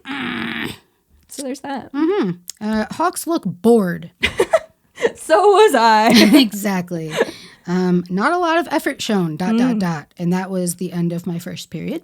That first period was terrible. It was so bad. They didn't even, like, it wasn't even that they were, I don't even know how to say it. They just looked like they weren't putting in any effort. Like, they just didn't care. Yeah, they But, were like, just... also it wasn't that they were just standing there. They were just kind of going through the motions. Yeah, I think that's the best way to put it. There was no heart or compete behind it. They were just like, we're supposed to skate, and we sometimes have a puck on our stick, but like it's gone. Yeah, they were just on autopilot. Yeah. I think that's the perfect way to put it. It was beyond frustrating, and to recap, the shots were 13-5. So you said that they had 3 shots. It was, what, 10 minutes? That was at 13, so 7 minutes in. 7 minutes in, they had 3 shots. They only got 2 more the rest of the period. And the power play was after that? Yes. Ha! Okay. All right, period 2. Yeah, period 2. All right. First note, LOL, Strom gets the first goal of the game. Crying, laughing face. That was so ridiculous. That was so ridiculous. I didn't even catch what time it happened at. I think it was tell you. 2 minutes in or something. Oh, no, it was 29 seconds in. 29 seconds! Yeah. All right. Yeah, what was the play on that? It was him and I want to say Matthias Yanmark broke into the zone together. They had a 2-on-1, and it looked like Strom was going to pass it over to Yanmark. I believe it was Yanmark. And he just decided to keep it and held it on his stick. And he just ripped it past Nedeljkovic, just over his arm. Right there. It wasn't even over his shoulder. It was just past his arm. Yeah. It just went like it. It was a good shot. Yeah, it was very good. He picked his spot and he fucking hit it. He did. Doesn't happen very often. Good job, Strom. It's the dad luck. Yeah, it's so weird how so many players have that happen. I don't know if they just come out extra motivated or if it's just a thing. It's a real, what's the opposite of problem? It's a real... Good thing? It's a real good thing. It's a real good thing. Darn tootin'. Yeehaw. Yeehaw. All right, second note. All right. Oh, yeah, we're in the second period. Yeah, right. In all caps. LOL, Kane to the cat, 0-2, 15:58. Yep, that was 4:02 in second period. The Hawks had a 2-0 lead. Yeah, they did. Oh, my God. Then they tried to capture Kevin in his own goal. Oh, right. They did do that. It looked like they were trying to catch him while also moving the puck under the net that they pushed up. Yeah. Thankfully, he had it under his pad. Yes, he did. That was a little scary. Boquist ping, sad face. Oh, I forgot about that. Shots on goal, 19-9 at 9:27. They got a penalty and they killed it. Good job. Good job. Good job. Kane score right off Kalnick, 2-1. Yeah. Yeah, so that was another goal against that went directly off of our defenseman into the back of the net. Right there. Is that the end of your second period? No, it's not. Oh, okay. Lay it on me. Kevin covered a puck in the same way that he got called a penalty upon for in one of the last games, but wasn't called this time. Very confusing and inconsistent. That must have been the last game that he played against Nashville, because I feel like it was fairly recent. Yeah. Covered a puck on the side of the net, and they said, delay a game. Because I guess if the goaltender covers a puck, but it doesn't come off of a shot, they can call delay of game, but they never fucking call that. I don't think I've ever seen that. No, that goes back to the issues with consistency in officiating. If they just called that all the time, fine. Right. It's a penalty. It is what it is. That just goes back to what the fuck is goaltender interference? Oh my God. Goaltender interference does not exist. No, it's not real. It is a myth that they just sometimes but when we see it, you know it. But not everybody knows it. No. Only the guys calling it know it. Goaltenders think everything is goalie interference. Well, don't fuck with me, man. Right? Oh, yeah. Okay. That's one of the worst ones. In all caps, why are they so boring? Not fun to watch. I concur. They got called offside with 30 seconds left in the period, and I said, nobody is ever in position this game. Correct. They were just all over the place. They were. The defensemen were... They were by the net in the offensive zone so much in this game. Yeah, we saw Connor Murphy. We saw Keith. Zadorov. And, I get it with the defenseman activating and trying to get in on the scoring, but it usually doesn't happen this often. It was very noticeable. Noticeable. I do remember one time in particular when we noticed Calvin DeHaan down there. And they did not get a single shot on net because he immediately turned the puck over and it left the zone. So there was that. Yeah, that was one of the times where, like, they had possession. They were kind of playing around in their own zone. Mm-hmm. And then suddenly the rest of everyone else was also there and they had the puck. That seemed to happen a lot tonight. Yeah. But I think that was the most noticeable one. Because it was just like there were three of them I was like, how in the did zone. The Hurricanes have the puck all fucking of a around, sudden? and then all of a sudden the storm surge comes in. Bleh, bleh, bleh. I like her. I like Carolina. Okay, we don't like them. hurricanes. We like the Hurricanes. The Hurricanes. Normal Hurricanes, not so much. No.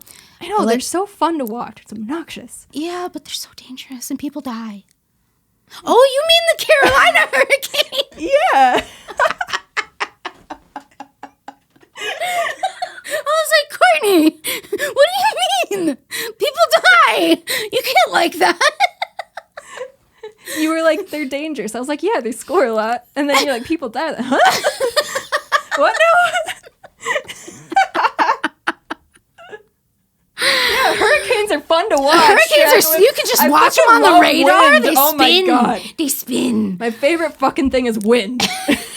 I fucking love wind. Where does wind come from? That is a very good It's question. been so windy the past couple days. Yesterday I thought my house was going to fall down. Yeah, dude, it was garbage day on my block. And there were just lids and cans all over the place, just strewn about. I think it was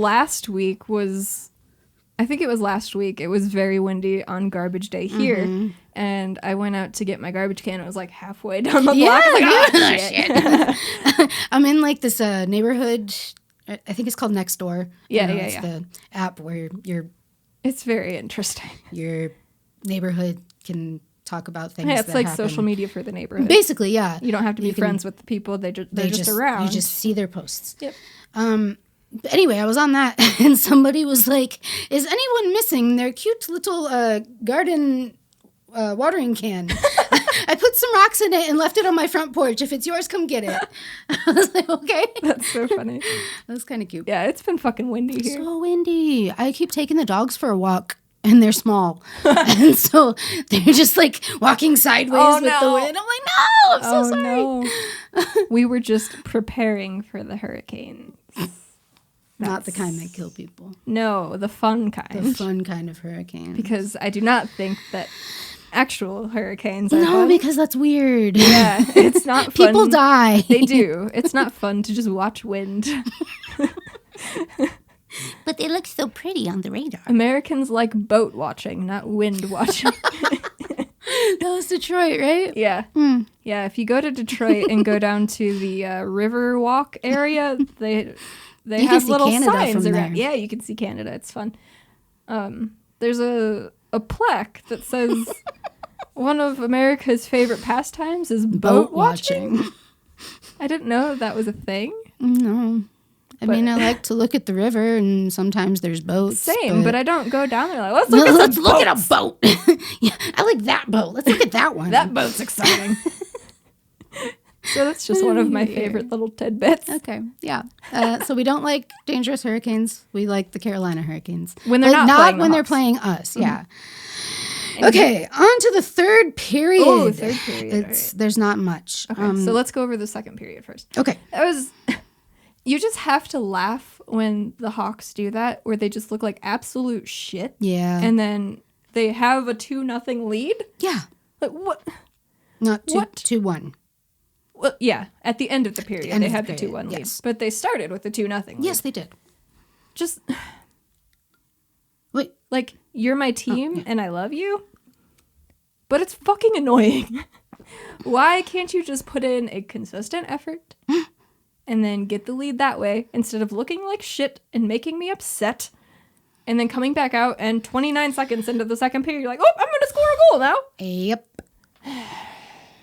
Once Carolina got that one goal back, I was like, oh no, here we go. Here it goes. It's just going to turn on give it and up. they're not going to stop.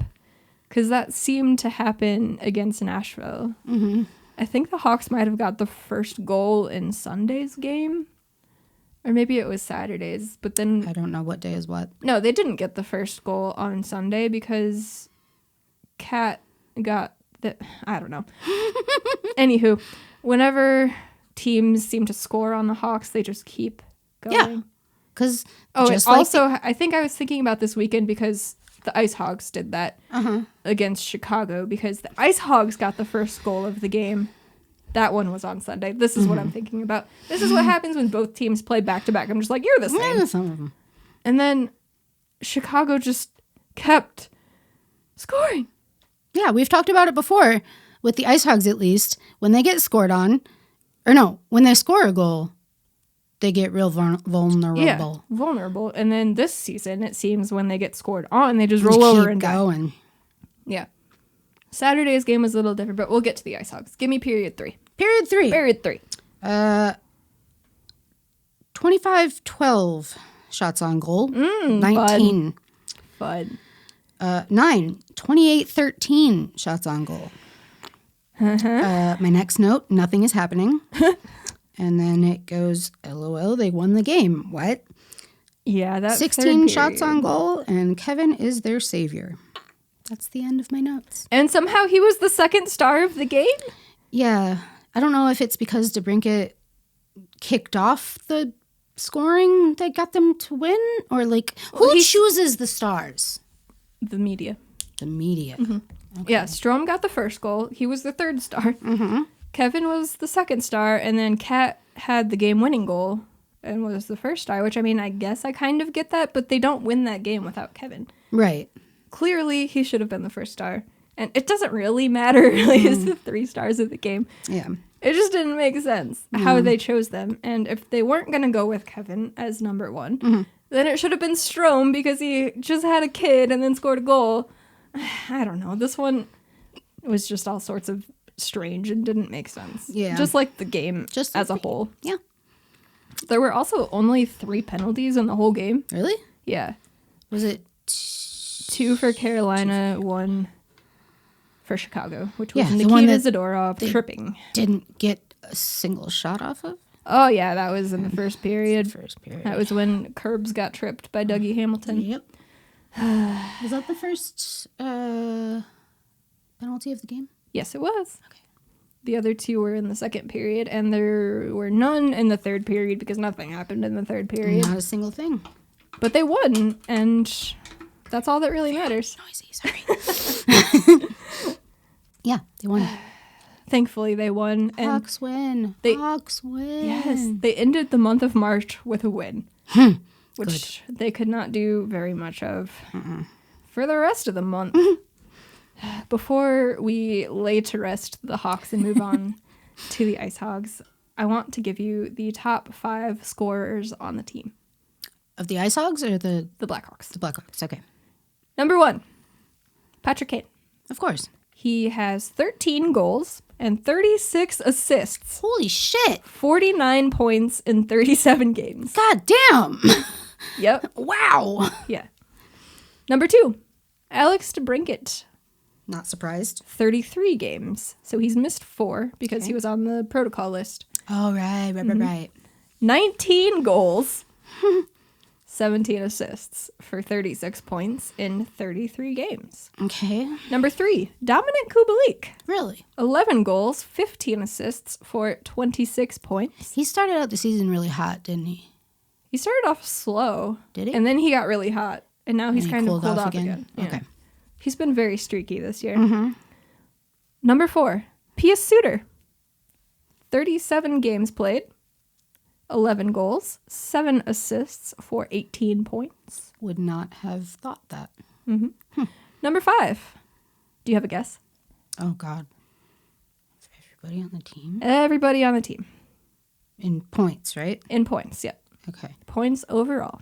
Points overall. Do, do, No! do, do, do, shit. do. Let's... I don't know.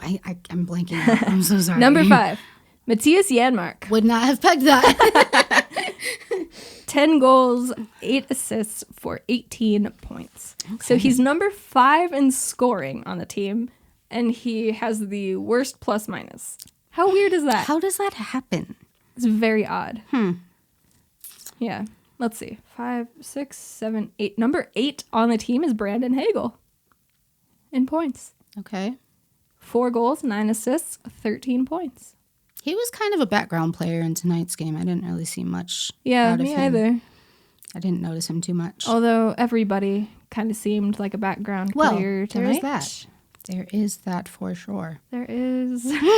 There certainly is that. Okay, I know we went over like the what games they won and lost this month, but what was their actual record? Oh, You're gonna make me math. I'm sorry. Oh gosh. All right. So they. All right. So 0-0-1, 1-0-1, 1-1-1, 1-2-1, 2-2-1, 2-3-1, 2-4-1, 2-5-1, 2-6-1, 3-6-1, 4-6-1, 4-7-1. Oh God. 4-8-1, 5-9-1. 5-9-1. I had to go through all That's of this. twice as many losses as it is wins. Oh, we were both very wrong. So wrong. Do you want to predict April? God. I don't know. What's their schedule look like? All right, so we have Carolina on April 1st. April Fool's Day. Oh, man. I look like I'm hiding behind my mic. You do. Are they going to win that game or are they going to lose that game? Against Carolina? Against Carolina. It's back at home. It's in 2 days? Yep. I'm going to say it's back in Chicago? Yep. Carolina's going to win. Carolina's going to win? Yeah. I concur. They have one game against Nashville. Are they going to win or are they going to lose? It is in Nashville on a Saturday at 2:00 p.m. I think they're going to lose. I think they're going to also. They usually don't play very well in afternoon games. No. Then they come home and play Dallas twice on the 6th and the 8th. What do you think they do? Win one, lose one. I'm going to agree with you. I'm pretty sure they've split every series with Dallas. Or no, they swept the first one. They won. I don't know. The season has been 5 years long. Yes. All right. Even though it's a shortened season. Yeah, it's been forever. So we both agree they're going to split it. Mm-hmm. They go to Columbus for 2 games on the 10th and the 12th. What do they do? Win both. Win both? Win both. That's bold. It is. That's very bold. Columbus is going to be fighting for a playoff spot. So are the Blackhawks. Mm-hmm.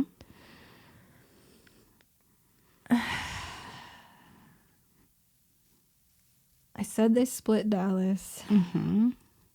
I'm going to go they split Columbus. Split Columbus, okay. They go to Detroit for 2 games. What do they do? They split the last series. With Detroit being what they are, you would think that we could beat them for both. I will tell you this. Jonathan Bernier is injured. Okay. We don't know if he will be back at that point, but Right. for right now, he is injured. I think they're going to split it. Okay. I'm going to be bold and say that they take both. Oh, yeah? Mm-hmm. I mean, on paper, they should. Mm-hmm. But, Yep. But we just don't know. Here we are. Especially if Bernier is still injured. right. Because Thomas Greiss has been terrible. I know you hate that I name. hate his name so much. It just reminds me of, like, gristle on a Yeah. steak. And it just, it makes me Gross. gag. That's disgusting. I don't Gross. like your name, sir. So then they go to Nashville for 1 game. Then they come back home and play Nashville twice. All with 1 day in between. So there's no back-to-backs. Right. It's every other day. What do they do? Lose 2, win 1. Okay, which one do they win? Oh, no, don't make me pick. They're coming off of the Detroit trip. Mm-hmm. I think, what did I say? Lose 2, win 1? Mm-hmm. I think they're going to win the middle one. The middle one, so the first game back at home. Yes. I say they also lose in Nashville.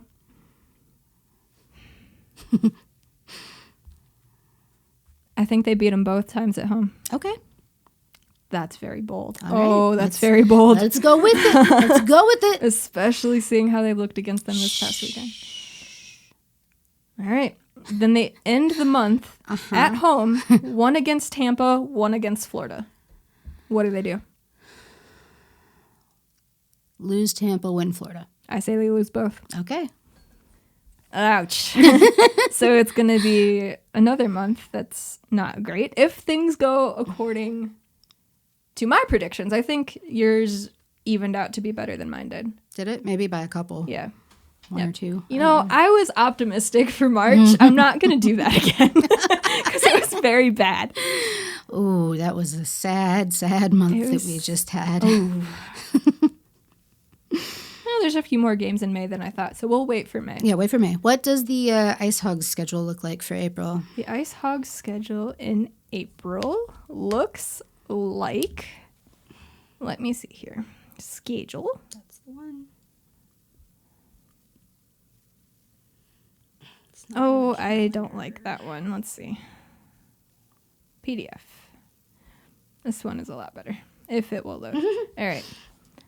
The month of April, it begins with 2 games against the Chicago Wolves. Because of course it does. One is in Hoffman Estates. That is this coming Saturday. Then they don't play again until next Wednesday back at home.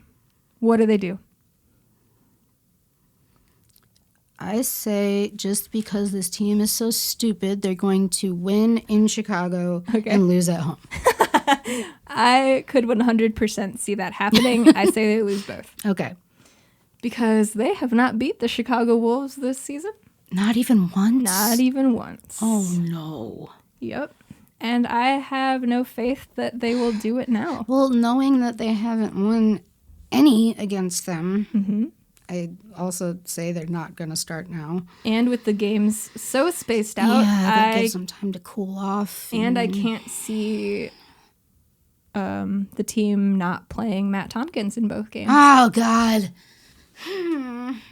Or, we'll get to that. But I'm pretty sure Tompkins will get both games. Okay, yeah, you're not wrong. Even though Cale Morris should get this game. He looks so good. Every time he plays. Why are we not playing him more? Why because are we so Tompkins deserves it. Exactly. My thoughts exactly. Don't get me started on Derek King and his choices for who does what, when, and where.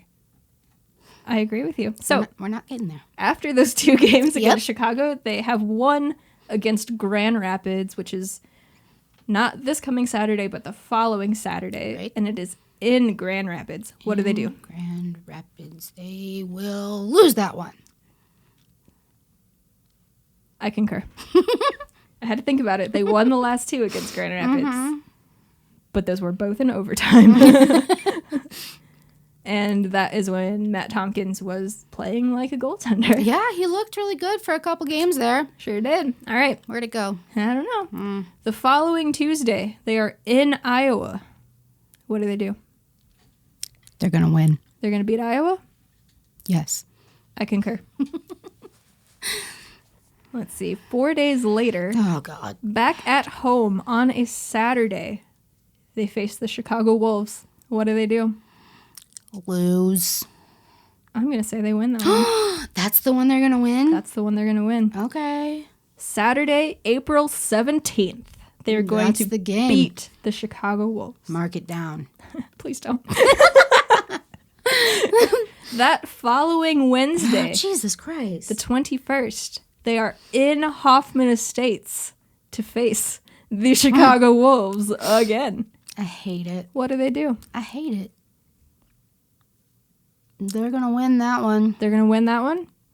April 21st, 2021. Mark it down. I say they lose that one. That weekend, the 23rd and the 24th, Friday and Saturday, they are in Iowa. What do? They want to hurt me. Yes, they do. I concur.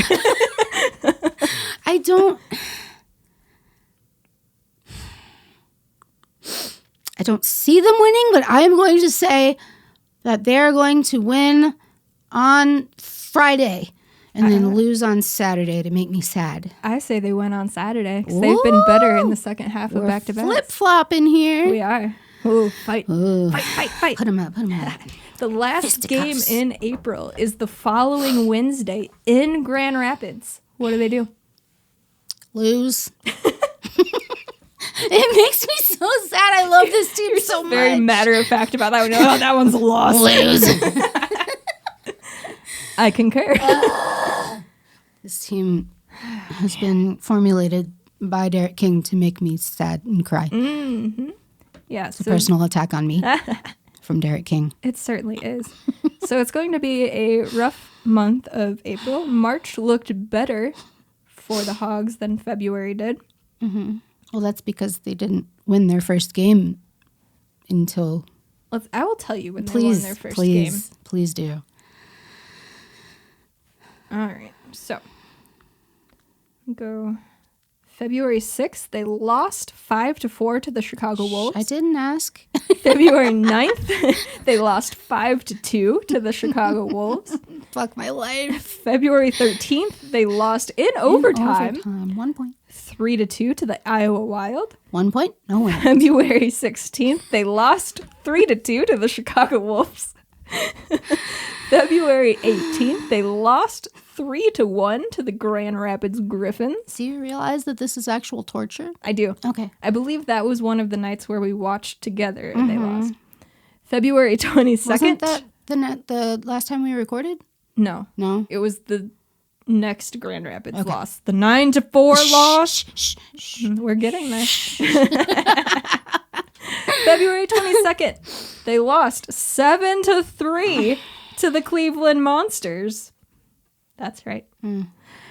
February 23rd, they won. Cale Morris with the first win of the season on Fucking Morris! February 23rd. Wow. 3-2. Okay. February 27th, they lost 6-3 to the Cleveland Monsters. That is when Colin Delia was in net. Oh, God.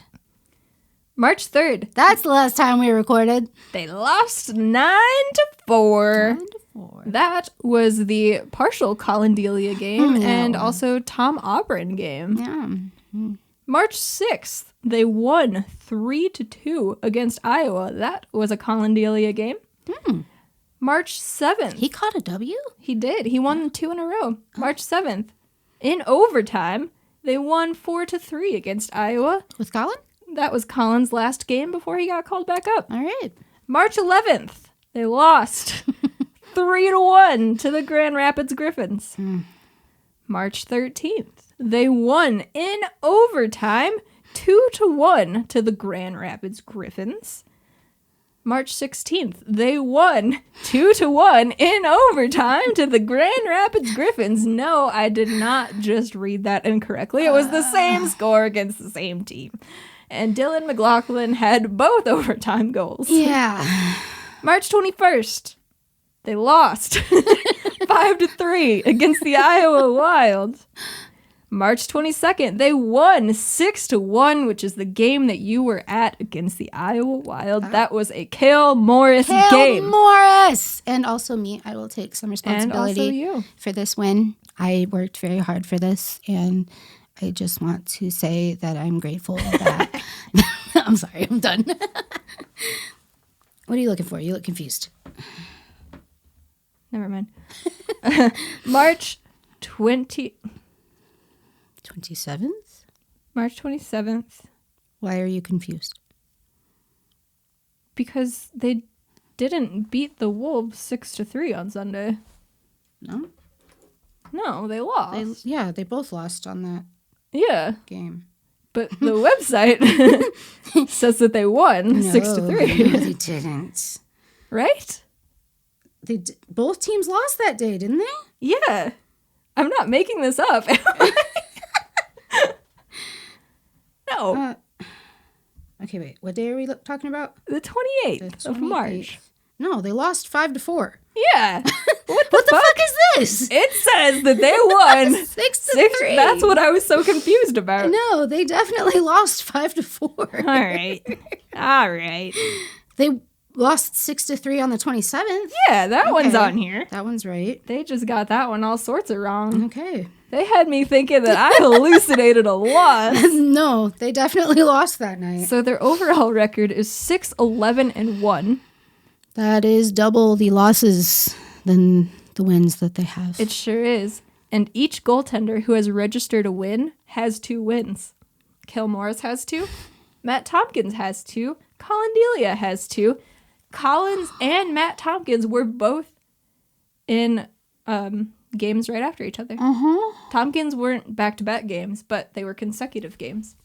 Well, would you look at that? How about that? Just think about that for a minute. There are 2 other goaltenders who have started a game. Tom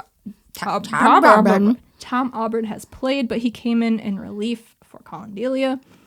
The 2 other goalies who have started are Scott Darling, and he lost. I forgot that was this season. Yep, that was the February 9th 5-2 loss to the Chicago Wolves. Oh my God. And then on Saturday, March 27th, the 6-3 loss against the Chicago Wolves came to the AHL debut of Ivan Nalimov, and he can be fired into the sun. Did I miss this game? What was I, Saturday? I think that was you when were playing games with your family. my nephew and my brother came over. And I said, you are not missing anything. I'm kind of glad I didn't see that one. Yeah. I would much rather play with a 1.5-year-old than witness Absolutely. whatever happened. Nalimov did not look good. I believe he was drafted in 2014 by the Hogs. Wow, that's a long time ago. And he's played in Russia. And it was uncertain whether he was ever going to come over or just play out his career in Russia. And he should have done that. He should have done that because now we have one more goaltender thrown into the mix that is taking starts away from the one guy who has looked good every time he's been on the ice. Cale Morris. And they refuse to play him. Did we actually sign him, or is it a PTO? They did sign him? Yes. To an AHL deal? I want to say yes. Okay. I remember when they did it because I was like, oh, hey, look, another goalie. But I don't remember what exactly. I believe that is what it was. I think you're right. Oh, wait. What? No, that's wrong. The website or what you thought? The AHL website. So it says on March. Oh, wait. This is from last year. What? We don't need to talk about last year's games. Hell. All right.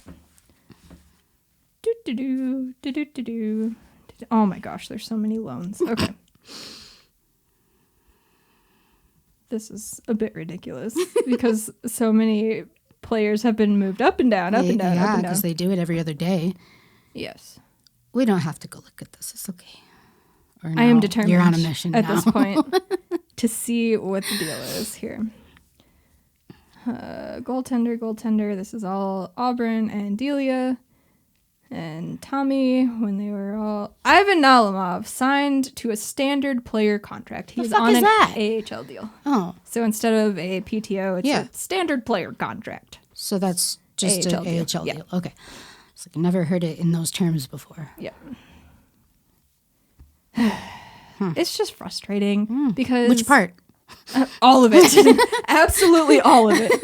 But mostly just Cale not getting starts, even though he's been the best clearly goaltender. Earned it. Like we talk a lot about quote unquote deserving things. But when you play on the ice, what am I trying to say? When you play on the ice, clearly shows that you deserve more starts. Right.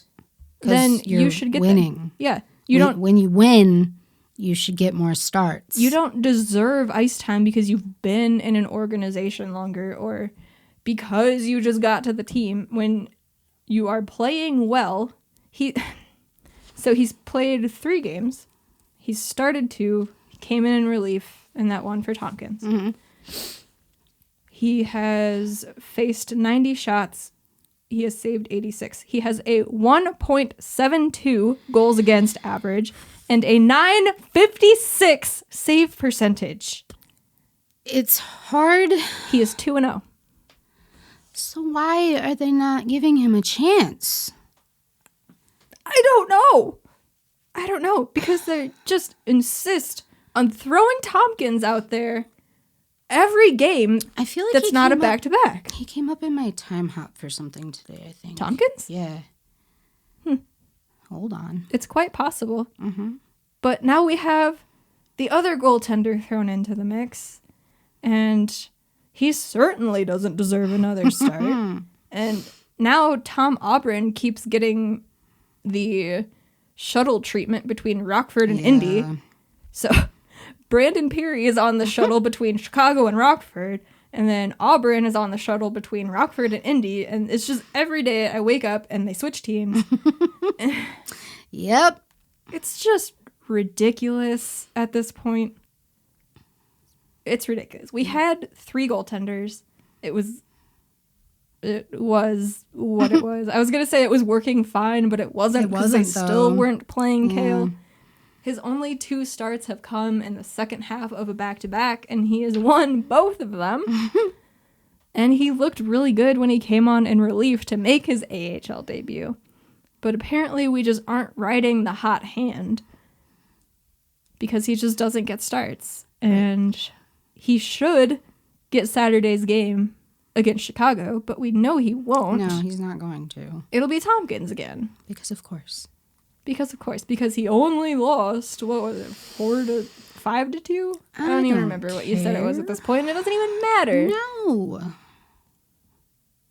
It's ridiculous. And the team has kind of been playing better lately. They don't look as bad as they did to start the season. The IceHogs? Yes. Right. They're not on an 8-game losing streak. Yeah. They have had life. They have been better at passing. Mm-hmm. They've been getting some shots. They're still getting outshot consistently. But they've been getting some shots, creating some chances. They just need to sort out this goaltending bullshit. Yeah, I would say so. Maybe it was yesterday. That's annoying. It's quite possible. So I'm going to give you the point leaders for the Rockford IceHogs. Are you ready? I think so. Number 1. In 17 games played, Cody Franzen. I can see it. 4 goals, 10 assists for 14 points. He is one of the players that I really enjoy having on this team. Yes. You notice him when he's out there. He's very responsible. He's not afraid to use his body. He will stare a motherfucker down eye to eye if you want to start some shit. He is the best coach that we have in Rockford. Yeah. The last time he was here, was that when Jeremy was still here? Yeah, that's when they went on the playoff run. Right, which was 2018. 17-18. Yep. Yeah, when he was paired with Sveti. Sveti, yeah, long D. Yep. I'm not surprised by that. Yeah, and it's kind of satisfying to hear, just because. I mean, I'm glad he's having a good season. Yeah. I'm happy for him. Uh-huh. It's just kind of weird when there's a defenseman as your I was just going to get there, yeah. point leader. But, you know, if the rest of the team started scoring a bit, maybe it would be different. He did score a goal from center ice the other day. Yeah, he did. Hashtag not sponsored. On a goaltender. It wasn't an empty netter. It was not. It was on a goaltender from center ice. And Courtney, being as generous as she is, donated $11 in his honor to where? The food pantry. Okay. The Rock River.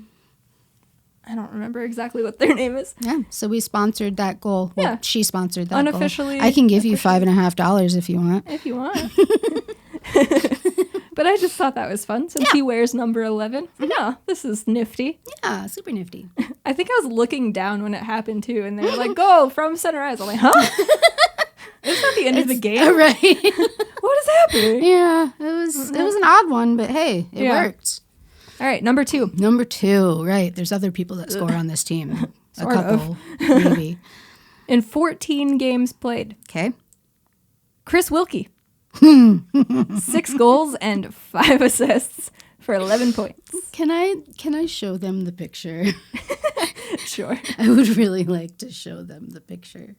For those of you not watching on YouTube, we will include it in the social media posts for this episode. It's just so good. It's just, I'm trying to not catch the glare. Yes, it's the eyebrows, really. The eyebrows, man. They're just so memeable. Whenever he does Chris something, Wilkie. we send each other that picture back and forth. It's great. It's just, he's so serious. He is. He's so serious. It's hilarious. But he gets shit done. Apparently. He's the short-handed king. He has 3 short-handed goals this year in 14 games. Wow. Yeah, every time we're like, oh, nobody's doing anything. And then they're like, Wilkie did Here this. comes Wilkie. It just had to be him. Just a free agent signing out of college. There he is. He's just randomly one of the best players on the team. Number 3.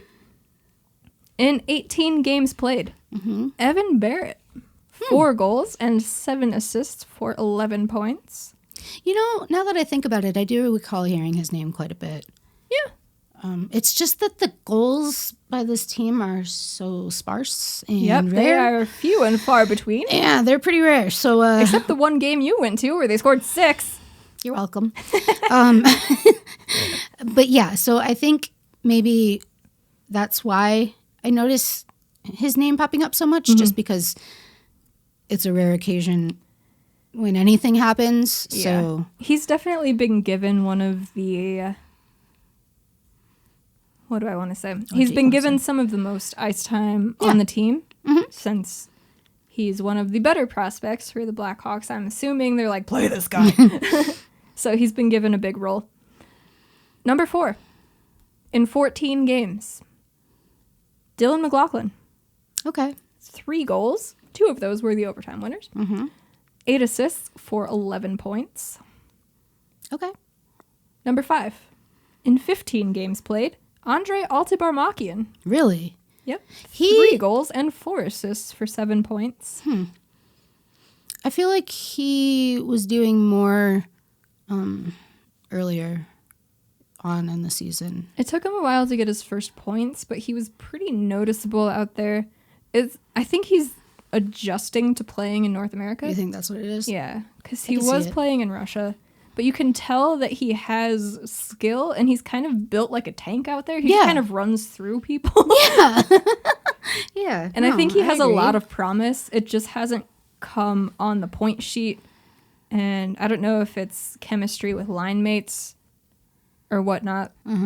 But I feel like once he gets it all together and gets used to playing in the American League, then he will be doing a lot better.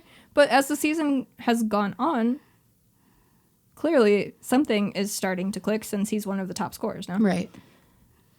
After him, which would be number 6, Okay. Isaac Phillips.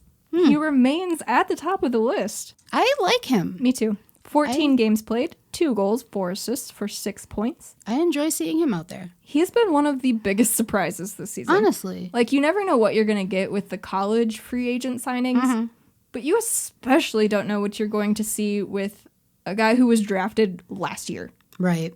And a defenseman, because it usually takes defensemen longer to develop. But he's just been surprising, and he's not afraid to carry the puck into the zone and take it to the net himself. Yes. Which is not something we see a lot of here. No. So seeing it with him is really promising. Yeah, and it's really noticeable because Oh, of that. obviously, yeah. Yeah. And when he has the puck on the blue line, he's got a good shot. He does. I've been impressed. Yes. Glad He's to been have one him. of my favorite players this season to watch. I just enjoy when he has the puck because I trust him. Yeah. Don't trust many people on this team. No. But, and he does make rookie mistakes, but of course, again, he was everybody's doing drafted last year. He's one of the youngest guys on the team. right. But he's also near the top of the point list. He's number 6. Mm-hmm. So, well, number 6 with some of the guys who have been called up to Rockford, to Chicago. So they don't include them in the point list. They put them at the end. Like, you don't exist to us anymore, which is kind of strange to me, but it is what it is. After Phillips, Mate Halupa. 17 games played, 4 goals, 1 assist for 5 points. I feel like he is also similar to Altibar Makian, where you can tell he has a lot of skill, and he actually has a very good shot when he gets it off on net. He had 1 goal in one of the games this month. I can't remember which one it was now, where he broke into the zone, had the puck on his stick, and just sniped it past the goaltender from the left circle. I was like, holy shit, that shot. Yeah. Yeah. The left circle is definitely his home. Yeah, absolutely. It's cool to see him over there. Yeah. So I'm excited to see what he can do past this season. Because I'm assuming this team won't be as young next year.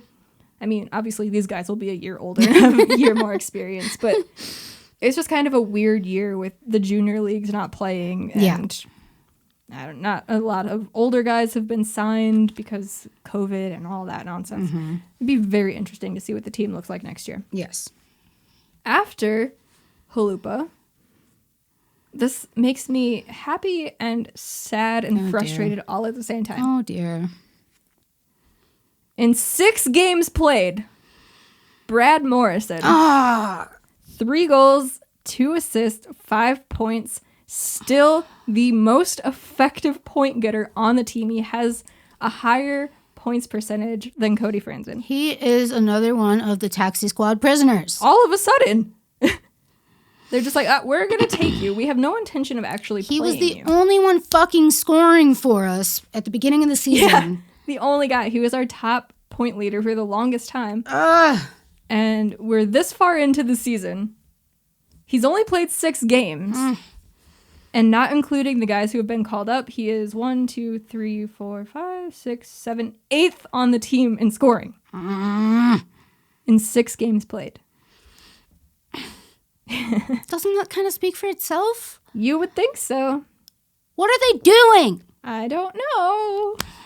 And then right after him is Big Time Timmy Tim. Big Time Timmy Tim! Tim Soderlund, 15 games played, 0 goals, 5 assists for 5 points. I like seeing Timmy out there still. Me too. I really wish he would stop just carrying the puck around the zone like he's Patrick Kane. Because it hasn't worked yet. No. But, you know. He does get some flashy goals here and there, though. Yeah. Not this season, obviously, but... Let's see. All right, out of the guys who have been called up to Rockford, why do I keep saying that? I don't know. To Chicago from Rockford is what I'm trying to say. Only 2 of them have a better points percentage than Brad Morrison. Who are they? Number 1, Wyatt Kalnick. Yeah. In 8 games played, he has 2 goals and 8 assists for 10 points. Are we counting the point that we got scored on tonight that went off of him? No. Sorry. So that would put him behind Mclaughlin. So he would be no. So there's 3 guys tied for second. He would technically be in third. He has the 3rd highest point total. Behind him, Nicholas Beaudin. Okay, I can see it. 6 games played. 2 goals, 7 assists for 9 points. Kalnick has a 1.25 points percentage. Oh, yeah? So he's got 1.25 points per game. Okay. And Nicholas Beaudin, Beaudin's points percentage is higher than Kalnick's. His is 1.5. Okay. Yes. This team needs to start scoring goals. You think?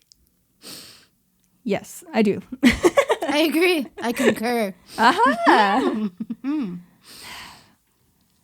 I don't think I have very much else to say about this team. They're just...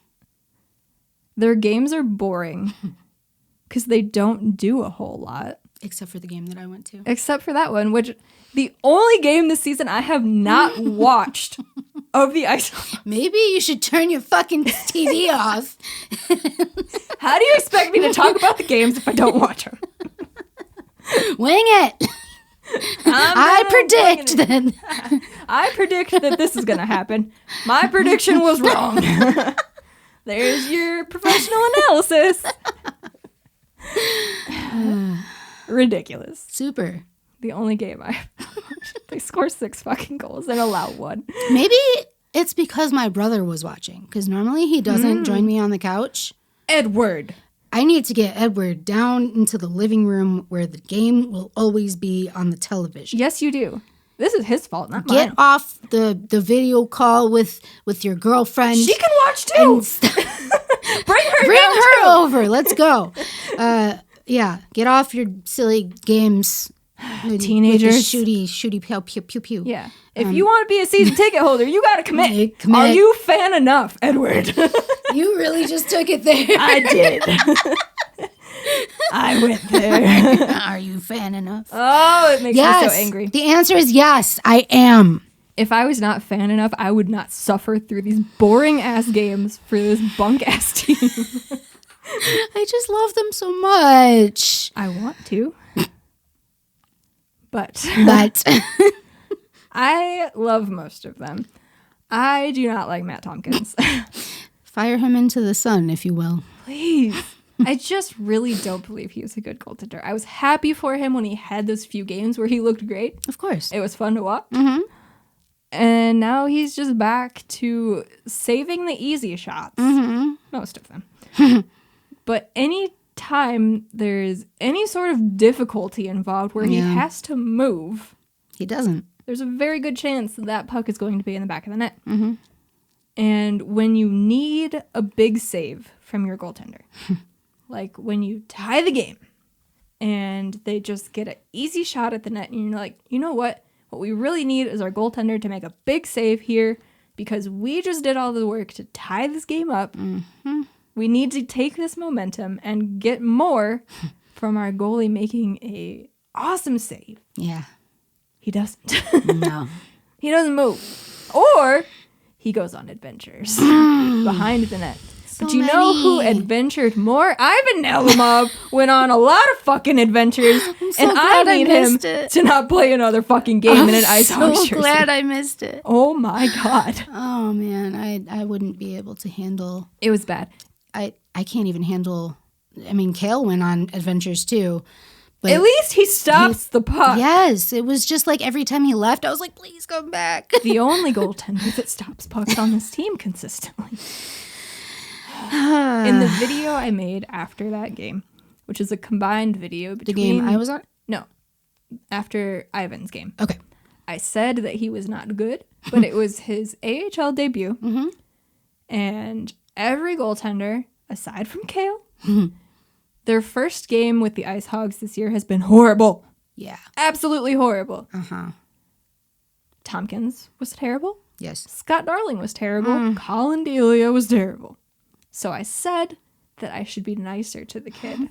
And I should give him another chance. And I have changed my mind since Sunday. You don't want to give him that other chance? I don't, because I am mad that they won't fucking play Kale. Yeah. I mean, that's fair. I would like to see a game with him in net just because I have it. Yeah. All right, you know what? I'm not going to watch that fucking game and they'll win. I just want to see. I haven't seen him. I don't know what. I mean, I trust your words about it. Mm-hmm. You know, maybe he will play another one and he will look fine. He did not look fine in that one. That was the game where they gave up 2 goals in the first minute. Oh, no. I forgot about that. That was the one. I forgot about that till just now. What were we playing? I don't remember what we were playing. We played Yahtzee after it. But the first game we were playing, I had my phone in front of me on the table. And it was like, who were they playing? The Chicago Wolves. The Chicago Wolves. It was like the Wolves. They were in Hoffman Estates for that one. Yeah. I just kept getting notifications about the Wolves scoring. Because that's all they fucking did. That's all they did. Yep. So I was like, I'm just going to flip my phone over and play this fucking game with all my family. I don't blame you. What I will say about that game. Okay. They got scored on a lot. Mm-hmm. And we mentioned earlier in this episode that typically when they get scored on, they just roll over and die. Yes. And it gets very bad. Mm-hmm. In that game, though, they tried to claw their way back. Really? There was effort? There was effort. You could see it? Yeah. Wow. That's saying something because they never do that. I know. It was very hard to watch. And that game was on at the exact same time as the Blackhawks game. I hate when they start at the same time. The exact same time. Sunday, the start times were staggered a bit. So I got to watch the entirety of both games. Me too. That sucked. Me too. That wasn't fun. No. But I got to split my attention on Saturday between the two, and they both lost that still. So that was especially terrible. All at the same time was just badness. But the IceHogs had the better game overall because there was effort. The Blackhawks did not have effort on Saturday. The IceHogs did, and that is not something we have seen from them so far this year. Not. When they get scored on, especially when they get 6 goals scored on them. Yes. So I must commend the forwards for that. If we had a goaltender in net, we may have beat the Chicago Wolves for once. Imagine. But we didn't. So there was that. I was excited to see him play because new goaltender, you're always excited to see them play. Melmoth? Yeah. Mm-hmm. I was very interested. I was excited. Like, yes, here we go. I've been hearing this guy's name for 7 fucking years now.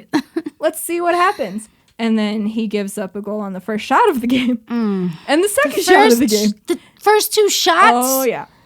Oh, and dear. there were 2 goals, and He had a 0 save percentage. I don't think there were even 30 seconds gone. 0 save percentage. I need to actually look this up. And what his save percentage is? No, see at what time the goals happened. Oh, Lord. It was so... I wasn't even mad. I was just like, what the fuck just happened? You never want to get it to that point. Yeah, when your team is doing terribly and you're not even mad because you're just disappointed. That was the fucking 9-4 game or whatever. We were mad to start, and then they just kept getting scored on. And we're just like, oh, there's another one. There it is. You just expected them to be getting scored on. All right, so I found the game. Goal number 1 was scored at 27 seconds into the first. Not even 30 seconds in. Correct. The second goal was scored at 44 seconds. Oh. Yeah. That's not even 20 seconds later. Mm-mm. Oh, no. Mm-hmm. Oh, no. Mm-hmm. And the score after the first period was 3-0 Wolves because they got a power play goal with under 5 minutes remaining in the first. We love it. It was fun. It was so fun. And then to start the second, 51 seconds in, all 3 periods they scored in the first minute. All 3. All 3? All 3 periods. Fuck. 51 seconds into the second. Did he play the whole game? Oh, he did. You know, because Derek King won't pull a goalie. You know it. 51 seconds in, Dominic Bach got another power play goal. And then Cody Franzen scored because that's just what he does. That's him, yeah. And then Evan Barrett scored. Because also. And then they got scored on again. 17 minutes and 47 seconds into the second. And then 51 seconds into the third period, Tanner Jeannot scored, and I am so tired of hearing his name because all he does is put up points against the Rockford IceHogs. Yep. Let's see, he had 1 goal, and let's see, he had an assist there and an assist there. So he had 1 goal and 2 assists. And then Reese Johnson got a goal at 8 minutes and 42 seconds into the third. And the game ended 6-3. But they tried. There was effort. I'm glad you saw effort. I did. And it was notable because we haven't seen that. Right. Just the lack of goaltending. Yeah.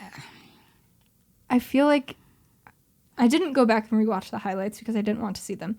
But I feel like a lot of those goals weren't just like, oh, that's a good goal. Right. Wow, what a good shot. You're just like, are you fucking kidding You me? really let that in? Yep. I'm pretty sure that was all 6 of them. Oh, rough. Yeah. Rough. So that was a very bad introduction to the IceHogs and to the AHL for Mr. Ivan Nelimov. Yeah. He faced 37 shots, because of course he did. Because of course. And made 31 saves. Was not good. No. He has a 6 goals against average and a .838 save percentage. Hockey. Hockey's weird. Hockey. Yeah. So that's that. They play the Wolves again on Saturday. One time or? And then they play next Wednesday against the Wolves. Against the Wolves again. Yeah. Okay. So there's 2 straight. Because overall they had 4 in a row against the fucking Wolves. Because why not? Because of course. Because of course they did. I'm so fucking sick of the Wolves, Courtney. Can we play anyone else? Nope. Other than Grand Rapids and fucking Chicago. Nope. Do you want to hear our special team stats? Oh, God. Do I? I don't know. Their power play's gotten better. Okay. Better than what? Than it was. They are now 12th in the AHL on the power play. Okay.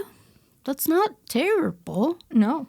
I think they've been in like either last or second to last. They were close. They were very close. They have gone 13 for 65. Is that right? Am I saying that correctly? They've scored 13 out of 13 65 for 65, yeah. chances. It was not great. They have 2 shorthanded goals against. Both of those were breakaways. I believe they were back-to-back games, weren't they? Probably. I believe they were. Because it was the guy that... No, that's incorrect. It was 2 games in a row where the guy who came out of the box got a breakaway scored immediately. Yeah. Penalty kill. The IceHogs, out of 28 teams playing this year, they're 26th. Oh. For what? Penalty kill. I hate it. 76.1%. That's bad. That's real bad. Yep. Real bad. They have been shorthanded 71 times. They have allowed 17 power play goals. And they've scored 3 shorthanded. They're all Chris Wilkie. Fucking Wilkie, man. I need to set his face as my phone background or something. Oh my gosh. I feel like it'll encourage me to be more productive with my life. He's just staring at me like that. Amazing. With his fucking eyebrows. No kidding. No kidding. Let's see. This is what I'm looking for. Standings. So, Central Division. Oh, God. There are 6 teams. Yeah. The IceHogs are 6th. I was going to say there's no way we're not in last. We're competing with Iowa. Really? Yeah. But we've played 1 more game than them. So our record, we've played 18 games. They are 6-11-1. The Wild have played 17 games. They are 5-9-3. So they have 2 more overtime losses. So they technically have a higher points percentage. Right. The Chicago Wolves are first. They Of course they are. 12-2-0-1. They can't decide who they are. Nope. Are you fan enough? I'm sorry, I had to. Are you the team for the Hurricanes or the Preds? And most of their top scorers are Preds guys. So they're going to be on the Admirals next year if they don't get called up to the NHL. So there's that. Except Seth Jarvis, who they lost to their junior team. He's a Carolina prospect. Yep. Second in the Central is Grand Rapids. Because, of course, the only 2 teams we fucking play. No kidding. They're 8-4-2, so they're not even that good. They've played 4 less games than the IceHogs. In third is the Texas Stars, fucking Green Boys, that we don't play at all this year for whatever reason. Not once. They've played 18 games. They're the only other team in the Central that has played 18 along with Rockford. Everybody else has played fewer games. Okay. They are 10-6-2. Cleveland is 4th. They've played 12 games because they just can't escape fucking COVID. They just keep having COVID issues. Fucking Iowa. Or not Iowa. Ohio. Ohio. Also Iowa. I mean, them too. Specifically Ohio when it comes to the Monsters. They are 6-5-1 in 12 games played. And I already said Iowa. So, yeah. That sucks. Not good. Not good. In the past 10 games, we have been better than Iowa. Okay. The IceHogs are 5-5 in their past 10. Iowa is 2-6-2. Okay. So there's that. If you want, I don't know what that means. You want a positive little tidbit? Is that positive? Sure. All right, if that's how you want to take it. But we are on a 2-game losing streak, and in Iowa's past 2, they are 1-0-1. So that's not as positive of a little tidbit because I end every podcast episode horribly. And I depress us and leave everything on a terrible note because that is what the team is doing to me this year. We already went over all the positive shit. I know, I should have. I can't even end it. End. Oh, God. I need to think of something positive. Jimmy Neutron, think. Fuck. This is hard. It's hard. It's real hard. You know what? Here we go. What's up? Wyatt Kalnick played again tonight in the NHL. It's his second game. And yes, a puck went off of his skate, but... It was not his skate. It wasn't? It was... It was? No. No? No, I'm pretty sure it was like his arm or his torso. Oh, I thought it was his skate. It went off of him either way, but it is because he was paired with Calvin DeHaan. I will not fault Wyatt Kalnick for that. That's fair. I am happy for him that he is playing NHL games. That is exciting. He has been very good in Rockford, clearly. He's got the second best points percentage on the team. So good for Wyatt. There's positivity.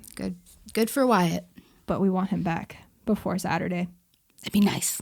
Be very nice because we need to beat the Chicago Wolves for once because we haven't beat them all fucking season.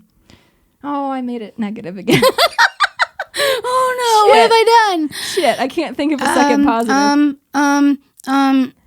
We had Mexico Classico tonight. We did. That was really fucking delicious. And they sent me a fucking full cup, like a drink cup. Like a medium-sized drink cup. Of salsa. Before she opened it, I was like, did you order a margarita or something? I thought they had accidentally sent me one. Because it looked like a strawberry margarita with the lid on it. Nope. Usually they just give you like 4 or 5 little tiny takeout cups of salsa.